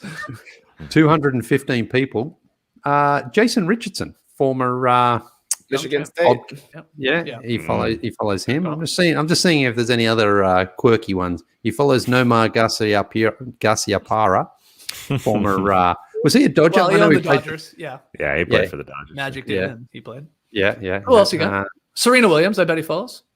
I have no probably, idea why I'm guessing that. All right, I'm here we go. just- Call some Magic followers. Yep. I'm calling my shot. He follows. Yeah. There's Okay. no. This isn't the greatest material we've ever done. Arby's. He No. follows Arby's. No? No Arby's. Hey, what's up with Arby's not Yeah. sending us this Arby's onesies? You're too late, Arby's. I don't want it anymore. Yeah, what the fuck, Arby's? We're done. Yeah. If you send it to me, I'll wear it and take a picture in it. But I don't want it. You had your chance. You had your chance. Come on. I'm not adding you anymore. It's a I'm not full hashtagging you anymore. Wow. It's over. It's Yeah. over, Arby's. You And can I'll win be us. honest with you, I haven't eaten a roast beef sandwich in more than 10 years. Wow. In Well, your face. but it No. sounds like they could win us back, maybe. Look, I mean, if it easily. showed up. Very easily. Very easily. Arby's, win us back. But we're not going to give it to you as easily. I feel like Leigh, sometimes you got to play hard to get. I was a little too forward with Arby's, maybe. Arby's like, easy. We want the people that don't want us. Yeah, maybe that's true. That's true. So no thanks. Yeah. Anyway, those are cool. Those cool looking onesies, though. I mean, they're really cool. I would love to wear one. Love to have the hat, but do not send it to me. It looked like the Mo Verney onesie was all Big Macs, right? Totally. Tass, did you see the Arby's one? I don't know if you saw it going around Twitter. Similar idea though to the Mo Verney one. Yeah. No, I was very curious. Maybe JD. I don't know if you can find a photo. I know you're working hard here. Thanks to everybody with these super chats. Yeah. Very, very nice. No, these super chat stickers are absolutely great. They are so nice. I like that you can. I mean, I would like to be able to get to all of them, no doubt, especially because you guys are contributing into the show and helping the show. But somebody said the plunger there. My the replacement plunger showed up for my buddy Grish. So, There we go. Do you guys want me to do like a little video where I jump online and give it to him, bestow it to him? I want you to keep the one that you bought and return his to him. Is it the same How kind? would he ever know unless he licked Exactly. it? Yeah. Unless he licked it, Well, yeah. I mean, how else is he going to know? that's the only way you can tell. I think he not still even a wouldn't be smell. able to tell. The taste There's test. no smell to it. There's none. It looks identical. I'm going to do that, JD, just for you. Yeah. Then you got a new plunger, and he'll be fine with it. Oh, here's what we'll do, guys. This is like, we're thinking 10 steps ahead here now. I will do this. I will give. So if anybody that doesn't know, if you're new to the stream team, I can't believe we're going to tell the story again. Had a clog situation over here. Realized I didn't have a plunger. Tried to find one at Publix. Tried to find one at the convenience store. I was rushing in the morning. We had this show. I went to my buddy Grish's house. I said, "Give me your plunger, man. We got shit going on." Literally. Borrowed it, and then it was like, "Ooh, do you just give back a plunger even to my best friend? Like, do I just say thanks, here you go, or do you buy him a new one?" So ultimately, Nora bought a new one on Target. It just arrived. But what I'm going to do is give him the old one. I'm going to keep the new one. And then when we eventually have my buddy Grish on the stream team here on the NBA Happy Hour, at some point, one of you, Leigh, I'm picking you, just say, just out of the blue, go, how's your plunger? And we'll Is that something you say? Well, yeah. We'll workshop that, but we'll spring it on him to be like, "Uh-oh, damn, I got a dirty plunger." And man, hijinks will ensue. Got him. And then Taz, you say plunger. Got him? Yeah. Okay. You say got him. We're in the prank show business. Okay. And then everybody that's joining us on the stream team, when we do this, super chat. Got him. $5, $10, $50. Dirty ass plunger. And then we'll call him. He will dirty ass plunger. He will. Yeah, he'll be called dirty ass plunger. He'll never be referred to as my buddy Grish anymore. Oh, DAP? You talking about DAP? Yeah, dirty ass plunger. Yeah. All right, good. Done and done. My buddy Tush. Raptors won, by the way. Oh, big win. Wow, 5 in a row for the Bucks, isn't it? That loot losses. Yeah, is Giannis going to panic now? No, they don't have their guy. They don't have Drew Holiday. Tass, we said on, I don't know if you caught the Daily Show the one day, Leigh was getting a little worried about Budenholzer with this losing streak. How many does it take? How many losses in a row would it take for him to be fired? In all honesty. Or no way, Tass. Like, not possible. No, I think they're good. You don't think if they lost 20 straight games, Budenholzer would be fired? You got a lot of faith in How about 100 straight games? Yeah. Nope. Let's have a look at their schedule here for Milwaukee. Oh, here we go. Sked check. Share that screen, dog. Share that screen. We got okay, so they're at home. He doesn't know. They're at home. They've got 4 more at home. They got the Oklahoma City Thunder, Kings, Wolves, Pelicans. Oh, 5. Wow, they got a big home. Yeah, they got a huge homestand. Yeah, streak's over. 6. Yeah, they're gonna win. Yep. Okay, Bud's fine. Don't worry about it. He's fine. This is a good question from. Okay, don't worry about their schedule. Yeah, they should get a couple in there. I think though, Leigh, if they get to 10, he's gone. I think I said that last time too. Halfway there. Yeah. Jack Sanders, what is your guys' favorite TBJ video / skit of all time? Was it the People's Dunk Contest? That was a fun one. The NBA lockout ads. Playoff recaps. Thanks for all the years of the laughter and premium basketball content. Jack Sanders, thanks to you. Really, really appreciate you supporting the show. Who wants to go? Tess, you have a favorite? I guess we are focusing on just the basketball Jones here. And JD, definitely a great question for you, having made all of them. Do you have an answer? Either of you guys? I liked I love the People's Dunk Contest. So do I. Yeah. It makes me feel happy when I watch it. Yeah, and it was a bit of a, we had to dig deep a little bit. No access outside the arena at All-Star Weekend. Had to work some magic, and we got some fantastic personalities involved. We had judges. A girl, Becky Blum, was doing some judging. Oh yeah, right. Yeah, in a leather jacket, I think. And, hey, you give that dunk a 50? No, I give it 2 thumbs up. Hey. And it's like NBA champions say, there's nothing like your first. I mean, this was 09. It was early. It was my first All-Star game. Mine too. And JD's, and it was our first. It was.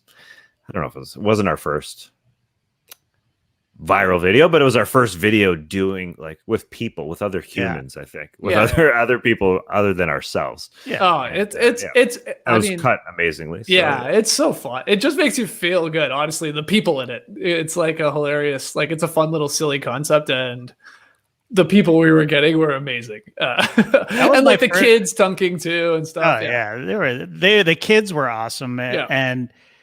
That was the first time sort of shooting anything in America, really.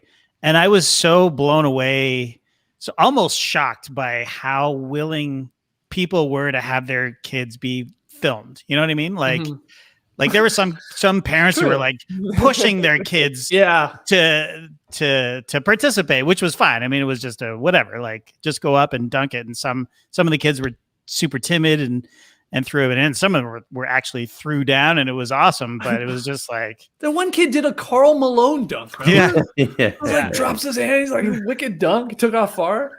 Yeah. No, you're right. But some people see a cameraman and they're like, yeah, let's go. Make my kid a star. Yeah. Whether the kid wants to or not. And then you realize most of these kids are stars. Like they're all charismatic. They're all great. And it's just like, wow, all kids are great. Kids are awesome. I love working with kids. Because like one of your favorite videos we ever did at the starters was when speaking of the all-star selections here earlier in this is when we brought all the kids in and we did our own draft in the studio, and that was really, really fun. That was awesome. And you loved that one, I feel like, JD. Oh my God, of course. It was awesome. It helped that it was my idea. So I was like, oh, finally get to do this. But it was hard, like, because you have to sort of, we had to get those kids whipped into a frenzy. Well, I did. And it was like, because they were kind of duds when they first started, you know what I mean? Like my two kids were part of it as well, right?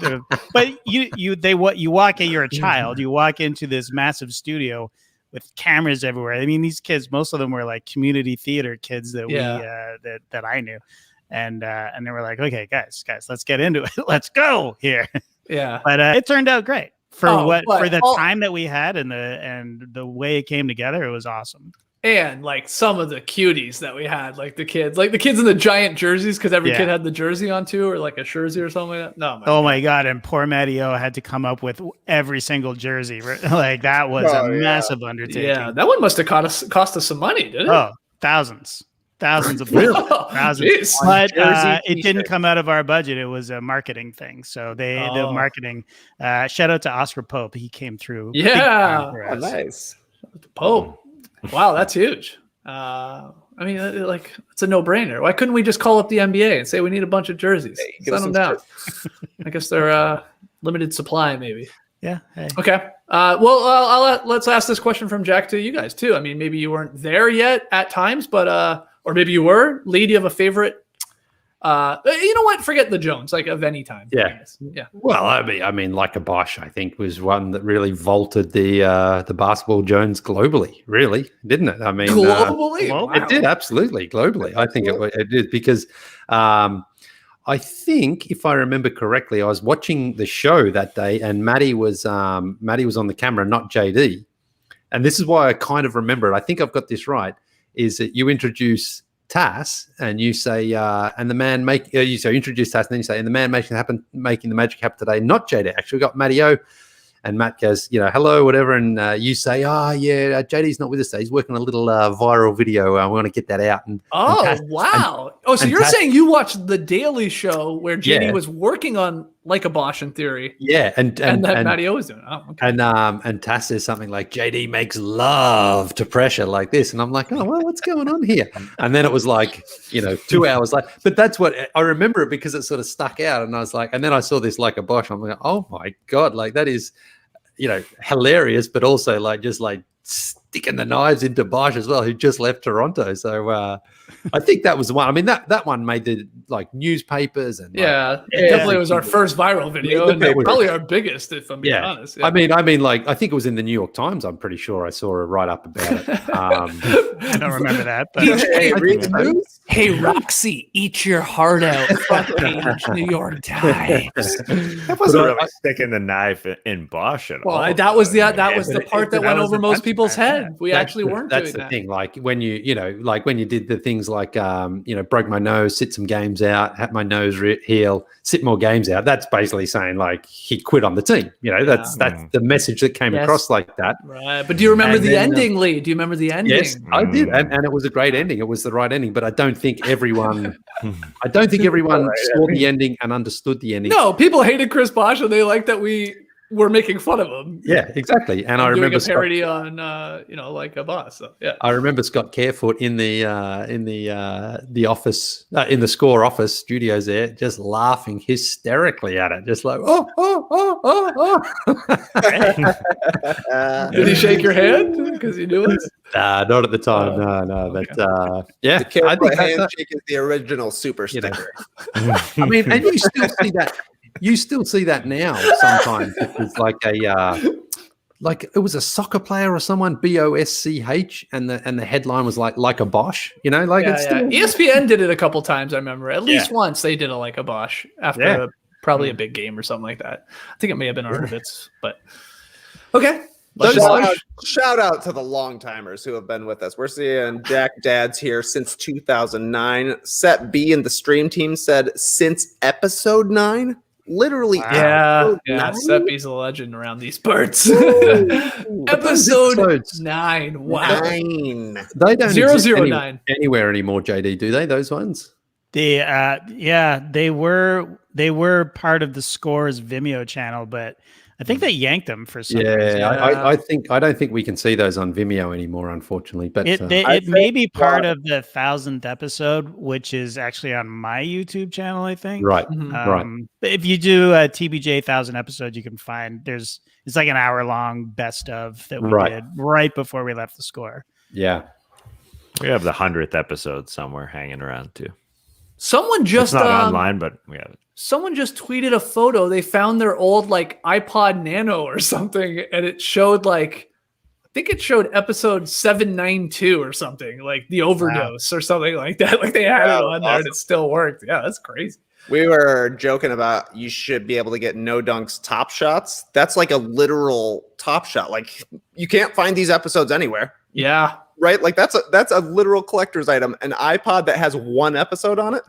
If it still works. Wow. That's true. You gotta acquire that iPod. Didn't some No Dunks fan like at one point, this is a long time ago now, but did have like a lot of the episodes. Like I thought they like shared them online or something, like for people to download. Does that ring a bell at all, JD? Like old episodes. Yeah. Somebody I just remember seeing like the classic archive of it. Yeah. Yeah, exactly.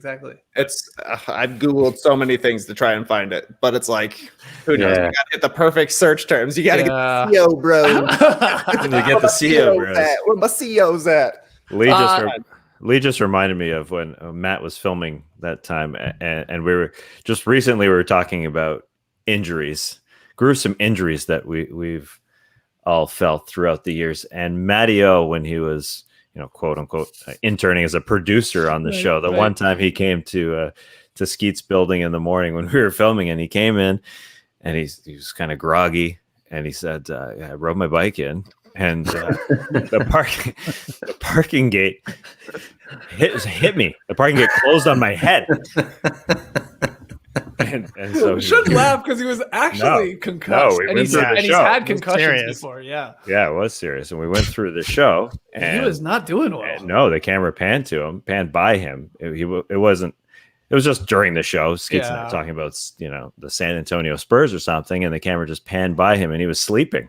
Yeah, because he was snoozing after the concussion. He left early, and when he got diagnosed, but.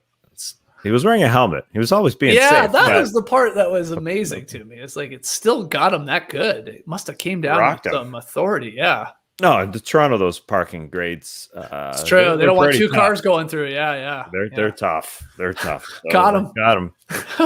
That's it. Yeah, he was sleeping, but he wouldn't have passed through the concussion protocol in the NBA. He would have been out for 2 shows for sure. The last thing you want someone to do that has a concussion is go to sleep too, right? That's a bit dangerous. You're supposed to keep them up. So we just kept poking them, kept asking them basketball trivia. So I think Simon had a super chat question up there, JD, that I thought was good. I've lost them all. The StreamYard only holds 120 comments, so I don't know what I did, but I just that's fine. I remember the question. I was just going to say, Simon, he had said, any plans for a future No Dunks tour? Because he said it was the 10th year anniversary from No Season Required. That is crazy. That's crazy because we did it 2011 lockout. Yeah, that's right. Yeah, so we're 10 years. That sounds wild to say out loud, but well, no plans right now during a pandemic to do a No Dunks tour. But I think we'd like to do it though. Oh, We'd like God, to. yeah. We love doing live shows for sure. I mean, Australia, we can do it. oh God, you're gonna do this again, Leigh. Someday. But we had plans. We were all going to Australia there at one point. Yeah. Victoria Tourism was paying for me and Nora to go to Australia. I'm just kidding with you, mate. You tried. You put some effort in. You went. Yeah, I went. Yeah, and right now, you know, they're out of lockdown too in Australia. So it will happen one day. It will have. That's my dream. That's my dream, because we would have a huge couple of shows. Go one in Sydney, one in Melbourne. Adelaide, have a Did ball he say out there. Perth? It'd be I awesome. couldn't tell. What was the third thing he said? Adelaide, I heard, and No, Adelaide. Let's go to Adelaide. Why don't we go to Perth? I want to see Perth. Yeah, Perth is great. It's a long way, but it's all a long you know, way. It's all long for us. it's worth it. We oh my god, we would sell out. We would sell out a couple of thousand show, a couple of thousand. You keep saying people that. show. You keep saying that. You think we could sell out the Sydney Opera House? If we sang, yes. Yeah. I'm telling you, Okay. I'm saying Brad beats it. I'm saying a couple of thousand people we would sell out in 3 shows. Sydney, Melbourne locks for sure. Well, dude, And if we're selling out shows with a couple thousand, we're doing a couple nights in that city. I'll tell you that. Yeah, well, and the reason, the reason, like Sydney and Melbourne will be pretty easy to sell out because you got the east coast of Australia there. That's why I want to go to Adelaide. Maybe not all the way over to Perth; it's so far away. But then the Perth people can fly to Adelaide and come to that show. Oh yes, because that's a quick 4 hour flight. 3 hours, I guess, from Perth to Adelaide. But then we're giving, we're going, we're moving. We're not just staying on the east coast there. So. Somebody just gave us Darwin. £5. Let's go to the UK. Somebody just gave us £5. Oh, we would. Oh, yeah. Let's go to the UK. Yeah. Oh my God. Yeah. We would. Leigh would take us all to his old watering holes. Oh yes. I'd definitely take you to the. Yeah. I know one or two that I definitely want to take JD to for sure. He'd have a great time at. What's Why the just first me? thing you would have us do? In where? In London or? Both places. You're the person who's planning these trips, man. Wherever we're going, dog. Wow. What would we do? What would you do? I don't know, JD. Would you go? Would you even go to London? I mean, you're not a big England guy. What are you talking about? Oh, you know what I'm talking about. You're being sarcastic. I get it. You're confusing JD with me, Tess. I have no desire to go to the UK. UK. I'm just kidding. I'm kidding. Yeah. Okay, Leigh, what are we doing in Australia? That's a fair. You should have an answer for that. We're going. Okay, we go to Melbourne. What's the first thing we're doing? We're going to the cricket ground. What are we doing? Yeah, well, let's do that. Let's go and All watch right, MCG. Let's go. Watch a sporting event, whether it's the cricket or the footy, depending on what time of year. I actually Jordan said we're taking a picture, of course. yeah. Hands down. Yes. At the airport. We got to document everything. In fact, I did have someone from Melbourne who's a photographer DM me on Instagram a while ago, a couple of weeks ago, I don't know, months, weeks, who knows? Weeks, months, years ago. And he was a photographer, and he said, if you're ever in Melbourne, let me know. I'm like, all right, I will, But we would do something. We'd go, we would eat meat pies, we would drink a few beers, and we'd have a great time. Little VB. Yeah. Okay. Yeah. Right. Yeah. Shirts unbuttoned for sure. Oh, So if we're going to the shorts. footy, then we're going in summer, our summer. Yeah. Winter. Our winter. Right. No. No, for the footy. For footy the footy is, right. Sorry, yeah. you're right. But it is technically winter, but it's not like you're going, where it's -2 degrees or anything like that. No, I mean, Come on, it gets cold there. Don't pretend. it does get cold. It does I get was cold, there. but it does get cold, but it's nothing like Toronto cold or anything like that. No. So we would go to the G, have some fun, then have a few beers, and Literally everything is. You would be asleep by 6 o'clock. Nah, We don't have it anymore, man. You don't. Nah, not even not if I was going back for that trip. It'd be great because we would be meeting up with a few people. We'd be having a few. I'm telling you, man. I'm telling you guys. Like when I went to those games at the arena in Melbourne, and a few people recognize me, but everyone was like, where are the other guys? How come they didn't come? And I'm like, well, we got fired, but other than that, they'll be here. That would have been so good. That would have been so awesome. Hold on. If we do fly to Australia for this quote unquote world tour, we got to go to the Philippines too. Shout out to all the Philippines Bucks fans. I would legit love to go there. Somebody says though we're stopping in Singapore to take a poop break. Matt, we're taking some photos in the Singapore bathroom for sure. No doubt. Because it is pristine according to Leo's. It's because you can eat. We're gonna buy a meal and we're gonna sit down in the washroom and eat it off the floor. Exactly. We could do it. We could easily do it. It's that is one of the most incredible things. I mean, I pick and pay off. Pick and pay off. Okay. That's a great pick and pay off. Yeah. I specifically flew through Singapore several times just so I could use the restroom. Yeah, we know. It's crazy. You're the weirdest person on the planet. But when you think of like an airport, you don't think of like the toilets being clean, and these are not just clean. These are like, oh my god, they're cleaner than my house. It's incredible. So you're saying we're gonna get there, and the guy that's doing the pick and pay off is gonna start eating on the bathroom floor. Yeah, I think that's the pick and pay off. And we're gonna look at him and be like, I want to eat off that. Yeah, exactly. I'm missing out here. I'm honestly missing out. Yeah, it sounds like a reward. It's another reward. Yeah. Great. Well, that's what payoffs are turning into. Yeah, you get to eat some Arby's early in the morning. That's awesome. Your wife's gonna go pick it up. Okay, cool. You gotta put applesauce on it. Might be a nice treat. Might add some flavor to it. All right. Oh my god. All right. So we're going to definitely got to go see the footy game. That is very fun. These guys would love that. Okay, great. I've been to probably 18 footy games at the MCG. It's awesome. It's like one of the best parts. 18? Yeah, when I went like every weekend when I was living in Holy crap. Yeah. Good for you. Kangas. The Kangas, they were big. I don't think they won the flag when you were there, JD, but they had Wayne Carey. Wayne Carey, that was the big draw at the time. Some say Wayne Carey's like greatest or second greatest ever to play the game. Some say Wayne Carey is the greatest host of Price is Right of all time.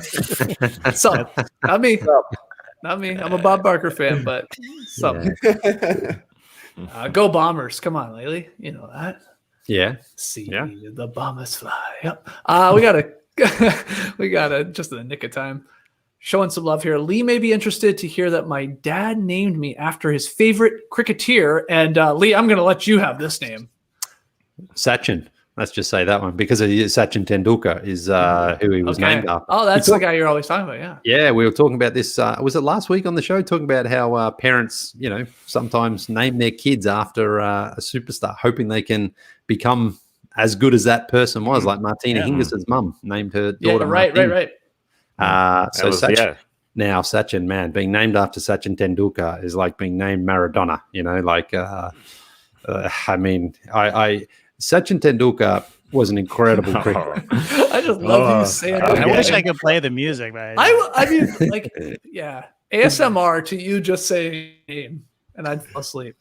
I just don't imagine though that Sachin Tendulkar within India has a very comfortable life. I'm gonna drink every time you say his name. Sorry. Yeah, because I mean, cricket in India is just like in the world games of in terms of audience after soccer, cricket's the biggest, most watched sport in the world, and but by viewership on TV is what you're saying.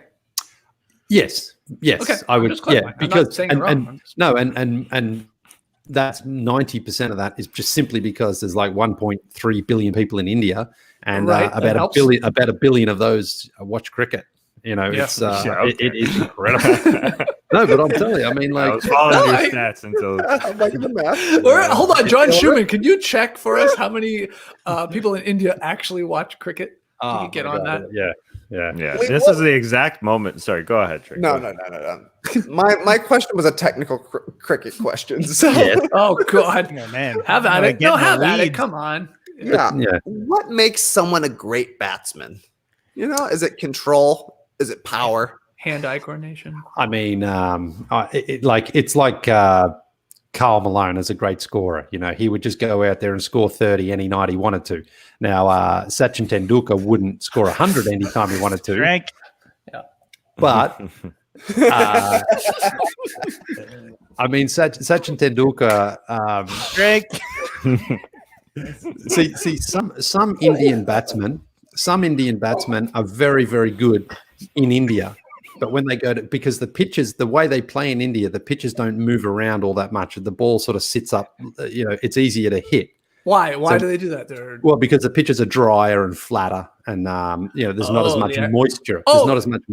Hold on. You're saying the pitchers, the bowl, or you're saying the pitch itself is what you're saying? Yeah. So the ball itself, when it comes through, like it's not bad for spinners because the ball turns, but as far as pace, it doesn't give a whole lot to the bowler, to the pitcher. Yeah, we're basically now talking playing tennis, right? On clay to grass. Exactly. Yeah. Okay. So a lot of Indian batsmen cannot play as well outside of India because they go to pitches where the ball moves around a bit, it bounces a little bit higher, and there's a little bit more in it for the bowler. Whereas Sachin Tendulkar can play.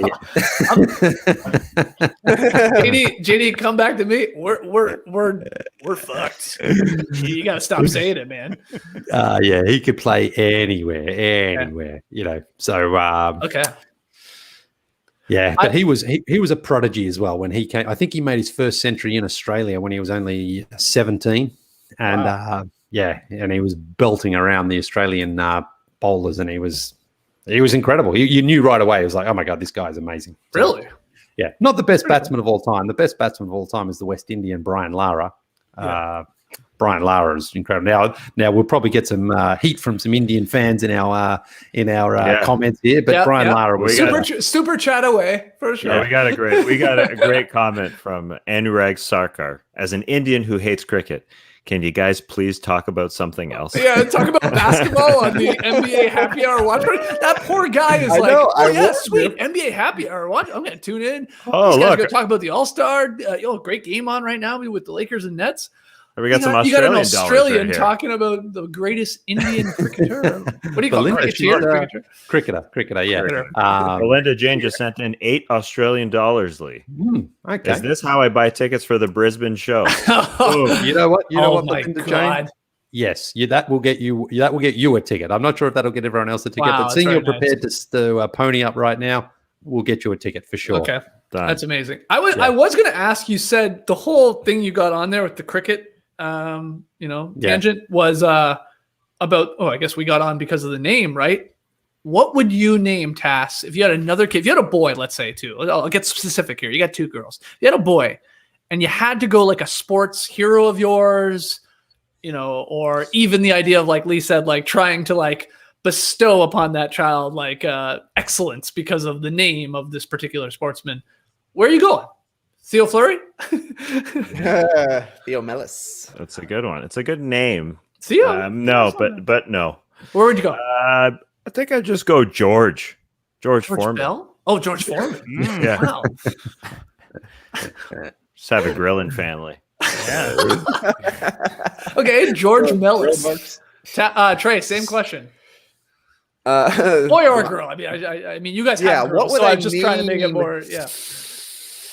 If I were born a girl, my mom and dad say my name would have been Jordan after Michael Jordan. Oh, yeah. Right. Wow. Jordan. Wow. Jordan? I like it as a girl's name and a boy's name. So maybe, okay. but I also probably wouldn't name my kid after Michael Jordan. But I also wouldn't name my kid LeBron Kirby. That'd be wicked. Well, that's the thing. Yeah. Like that. I don't know. Honestly, if Isla were born a boy, she may have been named after Joachim Noah. We were considering the name Joa back in the day. Okay. Wow. But who knows? I don't know. How about this? Luke. I never Cornett. planned it. Luke Cornett. Luke Kirby. Hey, actually, that sounds Cornett like hold on. Kirby. Luke Kirby sounds like a country singer. Yeah. Is that a country singer? Luke Bryant. There's a Luke Bryant out there. Hey, this is I'm Luke Kirby. Thanks for coming out tonight. It's one of my favorite songs. One of my favorite places to play here in Nashville. Here it is. The Bulls are back. Oh, the Bulls are back. Wait, I don't know why I turned it into an Irish I got to song. get together at Slim Dusty and write "The Bulls Are Back." The B side to "A Rim with No Net." Yeah. JD, I want to ask you the same question, but you can go. I mean, it doesn't need to be sports even. Would you ever consider? I mean, you went presidents with your kids. Yeah, but not really. I mean, know it you was didn't. sort of a coincidence. Lincoln and Jackson, great names, love them. Yeah. But what would you do with this one? With sports here? Well, no, sports or like a celebrity, I guess, or whatever you want. That's a good maybe Wayne for the great one. Great. Oh, Wayne. Well, you don't hear a lot of Waynes anymore. No, you don't. It's like an old guy's name. Yeah. That's sort of surprising because he's the greatest hockey player of all time. Yeah. That we don't know more Waynes. Yeah. I've never met a Canadian Wayne. Yeah. I mean, Wayne- it's not a Wayne great Carey. name, right? No, I it's mean, not the greatest name. no offense to any Waynes out there, but you want a Any D in Waynes? front of that Wayne, right? Dwayne. That's Yeah. a better name, I would say. Just because it has a D in front of it. It's Yeah, crazy. come on. Is Gretzky the most famous Wayne of all time? Then you think? Wayne Brady. Oh, it's Gretzky for sure. Brady. Whose name is it anyway? It's Wayne Brady. Who's more famous worldwide? I mean, it's like Wayne Gretzky more than Wayne Brady. Yeah. hockey. He's like the greatest, one of the greatest athletes of all time. I mean, Wayne's World. Is Wayne's World more famous than That's probably Wayne why. Gretzky? Actually, now that you mention it, Wayne's World is probably why the name Wayne dropped off. oh, people are saying Little Wayne or John Wayne. I mean, now Wayne Rooney. Wayne Rooney would be up Oh, there Wayne for Rooney. most well known. Yeah. You're right though, JD. There's Wayne Wayne. Gretzky and Wayne Campbell about the same time, Yeah, Exactly. same era. Right. And if Yeah, Wayne you're right, Rooney. you would be called Wayne's World for the entirety of the 90s, right. And or listen, the great one if you were great. I Yeah. suppose. hey, there was a big drop off of Jason's after Friday the 13th. Oh, Right, Leigh? Yeah. Good thing. Yeah, People fair don't enough name too. their kids Jason anymore. Yeah. What about Freddie? Same thing. I mean, both the killing and the fingering. Got a tough run. I That's guess why those Fred Van movies- Vliet has had to Yeah. bet himself all this time. He's like, That's I'm why- carrying yeah. a lot of weight on my shoulder. Yeah. All right. Well, Yeah. should we start wrapping it up? I mean, it's a good 2-hour sesh. Unless anyone has sesh. any fun stories. I mean, I don't want to really go anywhere. I could use another drink. You said what's that cricketer's name? So many times. Sachin Tendulkar. Sachin Tendulkar. Oh, yes. Are you out? Skeets? I'm out. Yeah, I didn't go get lager. I didn't have it. I don't have any in the house. But I mean, if we're still doing this, I will go create another beverage. But if we're not, I mean, we'll just say goodnight and call it. Hey, see you in the morning. What you need to know. Make our podcast. Drop all-star picks and stuff like that. I have no problem. I'm having the time Having of my fun, life. buddy? Feels like I'm at a party, Lee. Feels like I'm at a party. Yeah, that's a It's, bit. it's dangerous when it gets to this point because Yeah. it's like you forget that there are 1,040 people watching this. Right. So- I do forget that. I almost feel indebted to them a little bit. What starts to happen? I don't know with me. It's like, wow, you just listened to us talk about cricket for 15 minutes. It's like, the least I could do is talk about giving a plunger back to my buddy Grish for another 10. I don't know. Especially now with these super chat, like very kind contributions. I'm like, I'm really thrown for a loop here. Yeah, and apologies if I didn't get yours up. Just still wrapping my head around this whole thing. Oh, here's another one. Yeah. So Matthew Lee. Wow, that's kind. Here's a penny for everyone currently watching. I like that. Much love to all of y'all. Nice. Dropping the Well, y'all. it sounds like we're gonna keep going here. Feels Yeah, to me. okay. I'm gonna go get a drink. Yeah. If we keep going long enough, big hey, I'll remove you and I'll bring you back when you come. Yeah, back. that's a great idea. Well, I thought Lee was No, I going to like say something this. funny. We can take little turns, swap it in and out to go to the bathroom or something. What were you going to say, Lee? Well, if we stay up long enough, Big Matt will be up in time for us in Manchester. He'll be first thing in the morning for him. Get him on. Get him Hey, on. Tess, All we right. could just do what you need to know live. Whoa. Yeah, good. that sounds like a plan. A very difficult plan. Yeah. Nets up on the Lakers right now. Who did everybody have in the pick'em? I can't remember. I think I took the Lakers with somebody else. Trey. Yeah. So did I. Hey, Still early. hey, first half leads. Still early. They're a mirage. It's a mirage out there. If you guys are still here when I get back, we'll see in 2 minutes. Jordan Tierney, what MCU am I on? I just finished Avengers Infinity War. So I'm pretty far into it, JD. And at this point, I'm not ready to give you a top 5, but you're 100% right. Captain Marvel is not going to make my top 5, I don't think. But I'm loving it. I'm excited for Endgame coming tomorrow. We'll see. Is JD there? Oh, frozen JD. Frozen, Froze mode. Oh, yeah. Unless he's deep in thought. Yeah. Maybe he's having a Leigh moment. Anyways, Oh, he's gone. there we go. How is this still happening? How are we still streaming without the host, man? Interesting. How does it work? Wi-Fi, did you do this to us? Leigh, you ever watch the MCU? Nah. None. Nah, unfortunately not. Nah, I'm not a big TV guy. I don't really watch many shows. I'm getting into it a bit more. With HBO Max that I picked up. I've subscribed to that. So there's quite a bit to look at on that. Looking forward to seeing Coming to America 2 coming out in a couple of weeks, I think. There you go. Yeah, that's on Amazon Prime though. Maybe Giannis has a marketing plug for All-Star Weekend with Coming to America too. He's been wearing their gear and stuff. That's a good point. Yeah. That's only 2 weeks away. It's the same weekend. Is it? I thought it was the 5th of March. March is the Friday. Yeah, is that the All-Star All-Star weekend? Yeah. Oh, right. Yeah.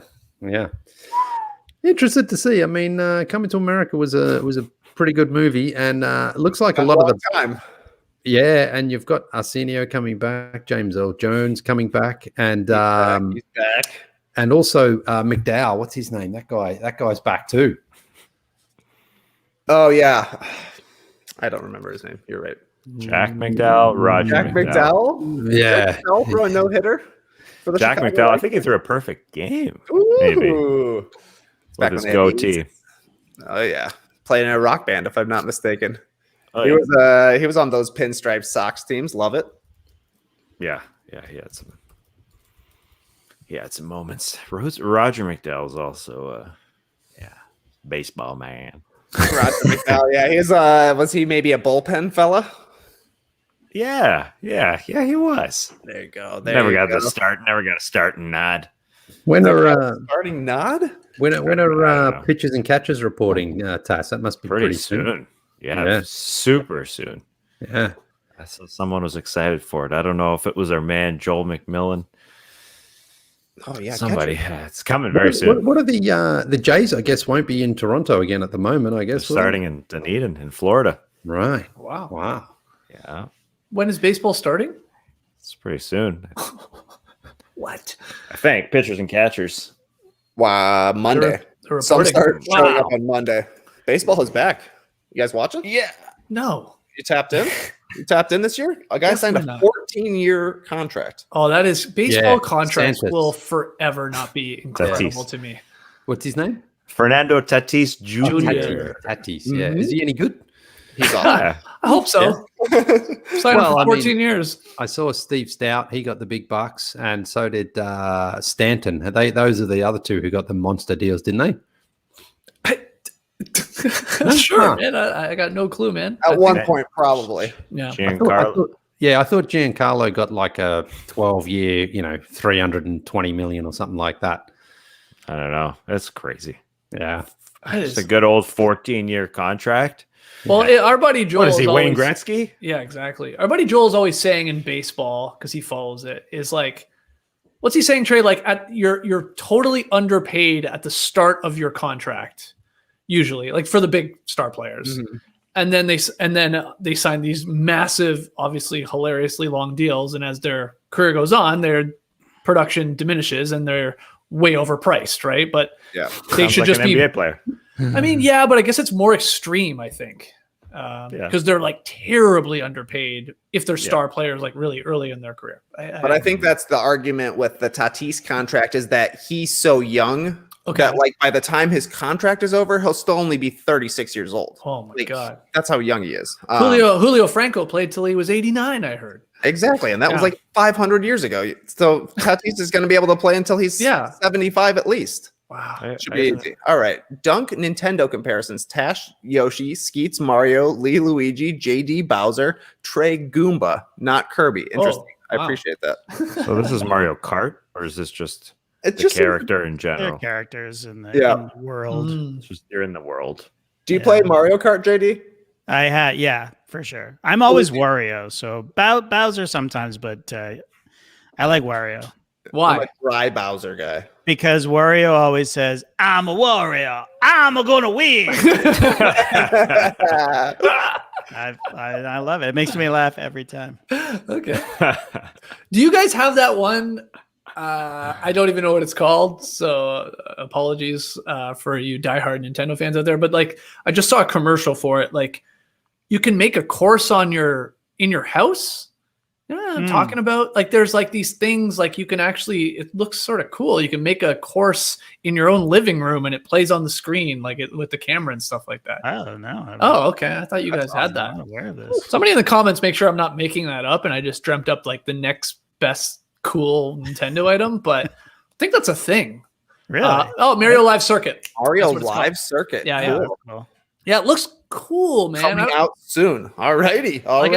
It's not out yet? Oh, I thought it was like a thing already. It's a great idea. I love those videos where they put like a GoPro on a go-kart track or something, and it goes all around the house. It's awesome. So my God. To be able to have a playable track that goes through your house, it's exactly. When I was a kid, all I did was like use those little dinky cars, like those little Matchbox cars, and set up little tracks and just go around the living room and stuff like that. So now you're gonna be able to like literally play with your characters, like do the same thing, set up your course.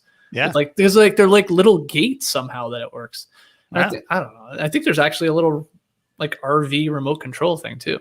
Cool, man. What are you guys even saying? I know. I don't even know what I'm saying, Tass. It's coming, Tass. It's coming for you. Your kids are going to be into this stuff. So it's a virtual course kind of thing. Yeah, but it sounds like you build it IRL. So it's like a train set that you map out throughout your house, maybe even your backyard or whatever. Yeah, I think it's probably still got to be on your hardwood and stuff. Well, yeah, like within the realm of your Wi-Fi. Yeah, you basically make it task, and then there's a little like the little car, and then but you're playing the video game, and that thing is moving, and like you're actually seeing though, sort of like the layout of like your own living room. Oh, there's the socks that no one picked up, for 10 days. Like it's like a Google Maps. Yeah, like a Google Maps guy running around. That's pretty neat, huh? That's pretty cool. You're going to be into it. You're right. JD's right, man. You're always going to be playing those games for sure. Oh God, on what? On what system? Switch. I don't know. Yeah, I have no idea. You think the Switch is capable? I have no clue. I literally have no clue. People are asking me what I'm drinking because I went and made another drink. Running quite dry here in the house.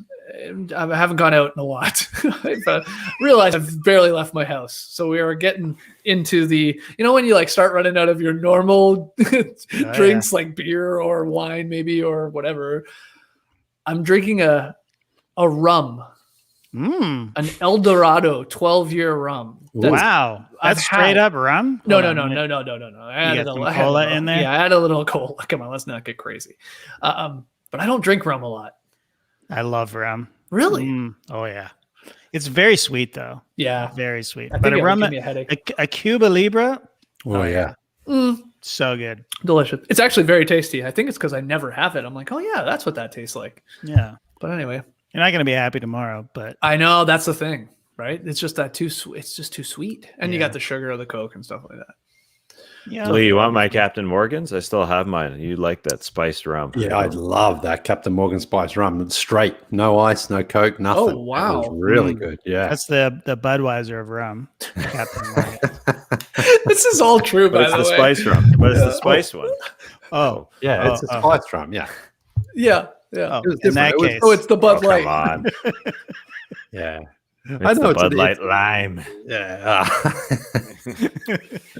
Someone had a good question. It was Brad. Oh, shout out to Brad, longtime fan. Gave 420.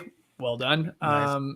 He asked, I think, sorry, it disappeared there, but are the what you need to knows off the dome? No, dog. You want to pull back the Halliburton curtain there on the on how? Yeah. How That's did a nice get made? compliment, though, from Brad. That's I mean, amazing compliment. Yeah, he's watching the wrong part. He's watching the part. I mean, some of it. No, it's not off the dome, but it's. What is he when he says basketball. when he says it's off the dome? Maybe he thinks, "Wow, is that one take? Like, is that just here we go? You sit down and just." Oh yeah, I guess. I mean, Right. no, not You're usually not that far not. off. Usually not. No, but usually not. But we know basketball here. We know basketball in this realm. But Brad says they're straight to the camera, so you're doing a good job, maybe of like sort of having your notes good, good sightline, maybe. Yeah, for sure. There's some tricks of the trade, Brad. I've been in this game a while, Brad. It's a testament to you and me. Yes, cover it up, JD. Oh, right. Is that what's happening, JD? You see little bit. Tass's eyes maybe at some point go there. No. That's all Tass. But, in between takes, we throw in a picture or two or a little GIF or GIF, as our friend Trey likes to say. Sure. I got to be honest. I should just click on it for the click alone, but I'm listening to it a lot.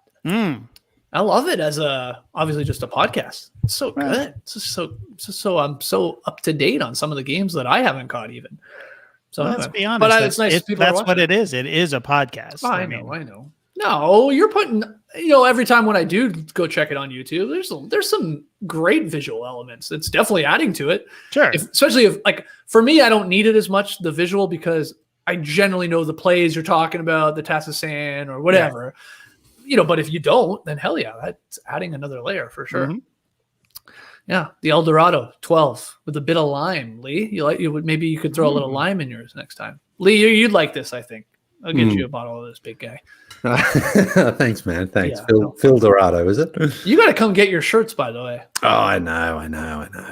Yeah, Bring the boys over. Yeah, come and get your shirts. Yeah. I never leave the house. I'm here. I'm literally sitting here the whole time. Yeah, maybe on Saturday I'll swing by. All right. Yeah. All right. I might bring Oscar over and he can play with the dog for half an hour. Oscar was afraid of the dog. At the start he was, yeah. Yeah, he started to warm up. Yeah. She's probably grown a lot since we last saw her. So yeah, she slowed down. Oh, has she? Yeah, in her old age. We're starting to get confused, like how big this dog is going to be. We're not. She got longer really quick. She did get bigger, but it's like now the last month she has not really got that much bigger. So she's a woman grown. Yeah, maybe. I mean, she's 7 months. She's got to get bigger than she is because she's sort of like this weird in between right now. She's not a small dog, but she's not like a dog. She's just like in this weird little gap. So I hope she doesn't get actually that much bigger, but we'll see. Bring her up. Yeah, come on by. We got that fenced in front yard. You know that. We can keep you know that. Yeah. Hey, thanks, James. Thanks, Watch some videos. You all look better now. Yep. He's not wrong. The glow up. The glow up. JD, do we have that photo of you with Big Baby Davis in 2012? I can dig it, maybe. Oh, come on! You got everything on hand. I don't have it on hand. Let me see if I've got one here. Oh, I've got it. Oh, you got it. All right. We're going deep. I love it. Big news, guys. Ennis Cantor retweeted a big beef today. Oh wow! Are you serious? Wow. Yep. Big news.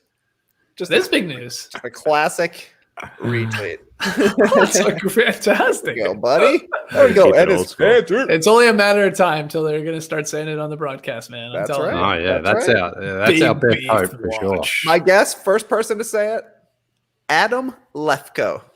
Just want to put out my prediction. Okay. Seems to be a listener to the show. Okay. Host of TNT on Tuesday nights, JD. Yep. I was hoping it was going to be great. Tuesday. I was hoping it was going to be Tuesday. Cantor had a big beef that night. They were doing highlights. Would have been a perfect time to slip it in. Oh, but we'll see. We'll see. Okay. He's calling a shot. Saying Lefko is going to call the first big beef. But who's going to be the first person on the actual broadcast? Oh. Who knows? Great question. That'll be a while. Iron Eagle could be a bit of an outsider there. Interesting. Somebody. Yeah, because Somebody he's who lives on the edge. he's a great wedgie caller when he gets True. on. Yeah. Although he doesn't reference the show, but that's fine. That's What fine. about straight up Devlin? I think Devlin could drop a that'd big be great. beef. All right. Harlan would pull it off for sure. Devlin would know. Lamar Oh. Hurd would know. That's the other key, is who would know. Yeah, that's Yeah. to me the real key. Not. I think they would all say it. I think it's fun to say. I think it's a fun to weird, random thing to say, but it's like, do they know? Does Stacey King know about the big Oh beef? man, Stacey King would be a great call of the big beef for sure. Yeah. He knows beef. butter with that roll. Okay. Oh Beef. my God. That is great. What is that is up great. with the fedora? Yeah, you look a bit like Travel hat. a bit like JK from Jamiroquai there, JD. I would say. Okay, I'll take it. Sure, why not? This photo is incredible. Look at Honestly, Big Baby's first shirt. off, Big Baby doesn't look that big to me. Mm. Yeah. Or you guys are that much much bigger than I taller than thought. JD's hat's very tall. Yeah, but Tass, I like, might be on. you're sort of like up a little Oh, bit. I think it is slanted ground. A little bit. Yeah, man, you do not. He doesn't look big to me. No, But he's no, not massive. He's No, not as imposing as some of the guys are Yeah. in the NBA. Yeah, you're right. You're right. He's not super But, tall. Yeah, no, but I'm pretty sure the ground is not flat there. You couldn't plan a VR track on that ground. It's all over the place there outside that hotel. Tass It looks was pretty way slanted. bigger too, because like the outfit is making you oddly look Mm. just bigger, wider. I think the shorts or something. It's like Oh, yeah, it's they're b-ball shorts for sure, and the The big wide baby. cut jersey too, with the wide shoulders. yeah. Yeah. What a picture. He was What a awesome, day. though. He was. Oh, he was incredible. You want to get him on the NBA happy hour? Why not? Remember, we had him in the show too on the starters. He came in. Yeah. He came in for a show. He was awesome. Wow. I do don't not remember. remember that. We did. Yeah, we did. We had him on. He, I don't know what he was doing. I think maybe he was out of the league and he was trying to just do some, TV Well, he work. came on and did Area going. 21. There you go. Oh, He look at definitely that. came on. Yeah. I don't remember well. Yeah, he Somebody was said, definitely- JD, I just wanted to find it. If I want to give somebody your name, but I can't find your name right now because the comments are going too quick. Somebody said that was like the most 2010 outfit of all time that you had on. It was 2010, wasn't it? 2012. 2012. Yeah. 2012. I'm always 2 years behind, guys. Always. That wasn't sent in a box by one of those companies that send you the whole outfit. Nah. They didn't exist in My 2010. my stylist, you mean? Yeah, exactly. I had to give that up. They don't do track pants, so that was the end of that. JD, that No one track was, pants you said box. that was 2012 in Orlando, right? In Orlando, yeah. What's your favorite All-Star weekend? Oh, for whatever Toronto. reason. Toronto Okay. 2016. It's not Hands even down? close. Because that was, well, it was Toronto, first of all. It was a bit of a homecoming for us. Our best shows, I think. It was the one All-Star that they actually let us go and scout locations. So I actually got to pick the location where Right. we were doing the show. And we did a full week of shows. The 3 shows that we did in Real Sports I thought were awesome. Mhm. Definitely our best fun. all-star Yeah. all-star shows. Sure. But yeah, I mean, other than the weather being really, really cold, Ooh. that was by far. I mean, it's again not even close. Okay. I did not love the ones in New Orleans, just because it's always during Mardi Gras and it's a nightmare. And because Isaiah Thomas didn't give you a bottle of Sherlin champagne. that Oh, still me. stings. That stings, for Tass. Don't bring bringing that up, man. That's like Jesus. champagne in the eyes. It stings. Peace I out, like Schumann. Oh, see a shoe. Yeah, it's a good call, Shoe. yeah, It's smart. a good idea, shoe. I liked Chicago a lot. Chicago was great last year. Yeah, for sure. Shubas. Yeah, that was the best. That to me is the best live show we did. Oh, These are different. They're not TV. They're and different. yeah. Yeah. by far the best live show we ever did. Yeah. Chicago was fun. Yeah. What about you guys? I was gonna say, anyone else have another favorite? I think those are 2 near the top of the leaderboard, no, but Yeah. hard to go past Toronto. Brooklyn was whole cool. week. New York was cool. I don't really. New York was freaking colder than Toronto. I feel like, but it was windier. Yeah. I know that. It was fine. I'm trying to think. They all blend together. I gotta be honest. Like some of the early ones. I remember Houston. I was not a fan of. Not my favorite. Yeah. Although that Bombay pizza was amazing. Bombay pizza was great. We saw Harrison Barnes eating buffalo chicken fingers. I think we went to it. I think it was like a dunk contest we went to, right? Yeah. Was that what that was? I don't know. Those were like the two highlights. I was thinking about Dallas a lot today and yesterday, obviously because of the snowstorm, because we were in Dallas during a snowstorm, which was weird because we weren't expecting a snowstorm, obviously, being in Dallas. But this week, all the nightmares coming out of Texas, thinking of that. But that was actually pretty high on the list of good all-stars for me, I think. The content we made at that one was really solid because you guys had gone to one. That was my third one, but that was your second one, right? That was 2010. Yeah. So we sort of knew, you go to these things and like, if you're a newbie, it's like, it is what the hell's going on? Yeah. What this event's happening here. And like, you're just like, it's just overload. You're like, what? So we sort of had a better understanding of the next year in Dallas for all of us, the three of us, Tass, JD and I. Because did Matt come? He did come to that one, yeah. And we did the boat show video, and we had really good, like, funny videos with the guys, like the players at the media day things. And that was before anybody else was asking all the dumb, silly questions. So, like, it was like we got really, really good answers and stuff. So that was a good one. That was a good one. Did a shot with Charles Oakley. Yeah. Oh, that was that whole week. Wow. Yeah, that was that weekend. Mm-hmm. Oh, that was like in the Texas, what do they call it? Texas Stadium or whatever the heck that place is called. Cowboy Stadium. Right. Is it Cowboy? Is it still called Cowboy Stadium? I think it's changed. It was Texas Stadium. I think maybe now it's AT&T. Okay, but that was like 100,000 people. Remember? Yeah. Alicia Keys, all that. Yeah, that was a wicked one. That was amazing. That was an amazing thing to see. All those people and just the show that they put on was amazing. Who cares about the game? But Alicia Keys was amazing. That was great. It was a good one. Great audio in that freaking place. Oh, yeah. It was amazing. It was phenomenal.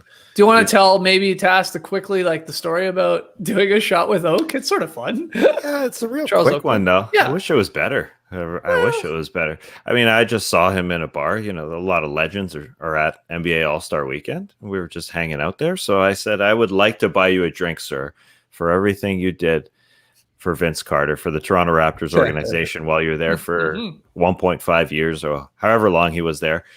And he said, I asked him what he wanted to drink. He said vodka. No question, just one word, vodka. Yeah. And then he went to the bar, grabbed it, paid for it. We did a shot of ice cold vodka. Yeah. Well. That's it. He's gone. Shout out to Nobu. They know how to serve vodka. Yeah. Well, that was the thing. There was the whole table was doing it right at one point. And he was involved in that. The cheer, Oak was like, cheers. Oh yeah. Remember what I'm talking? I'm not crazy, right? I just remember everybody at the table doing it, and Oak was there, but you had done it before with him. But yeah, Oak, Charles Oakley, man, have him in your corner, Leigh. You'd like to fight with him, in your corner. I know you got Dickie Ellis and you got Nick and you got all your bros, you handsome brothers. But what about Charles Oakley on your team? Oh yeah. I think I think he'd be able to throw down all right. Although he's kind of mellowed out a lot these days. He's probably for the best. Probably for the best. 50s. Yeah. Have you mellowed out, Leigh? Leigh, were you? Hey, you stepped on my shoe. Let's fight, buddy. Nah, not really. I was like you though. I was always the tiny, skinny kid. So. But sometimes we're the ones with the biggest rage. Yeah, but not really. Never really. Not a fighter. I think I've told the story about the one time I was playing men's league.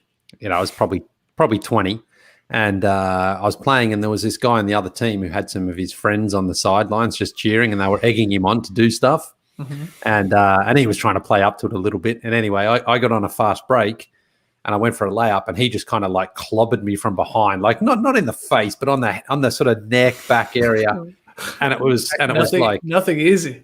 Yeah, and he was trying to show off for his friend, so he's turning around like that, and I just got the ball and I just threw it as hard as I can, and it doinked off his head. Like it went about 40 feet in the air, and his head rocked back like that. He came over swinging at me like this, and like everyone jumped in, and we both got assessed technical fouls on the play. So, oh wow, yeah, he quietened down after that, but.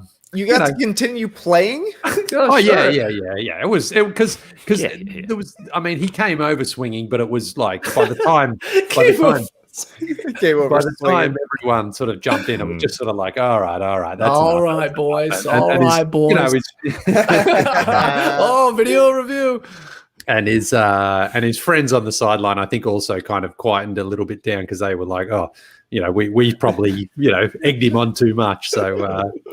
But I don't really get that part. They were egging him on to what?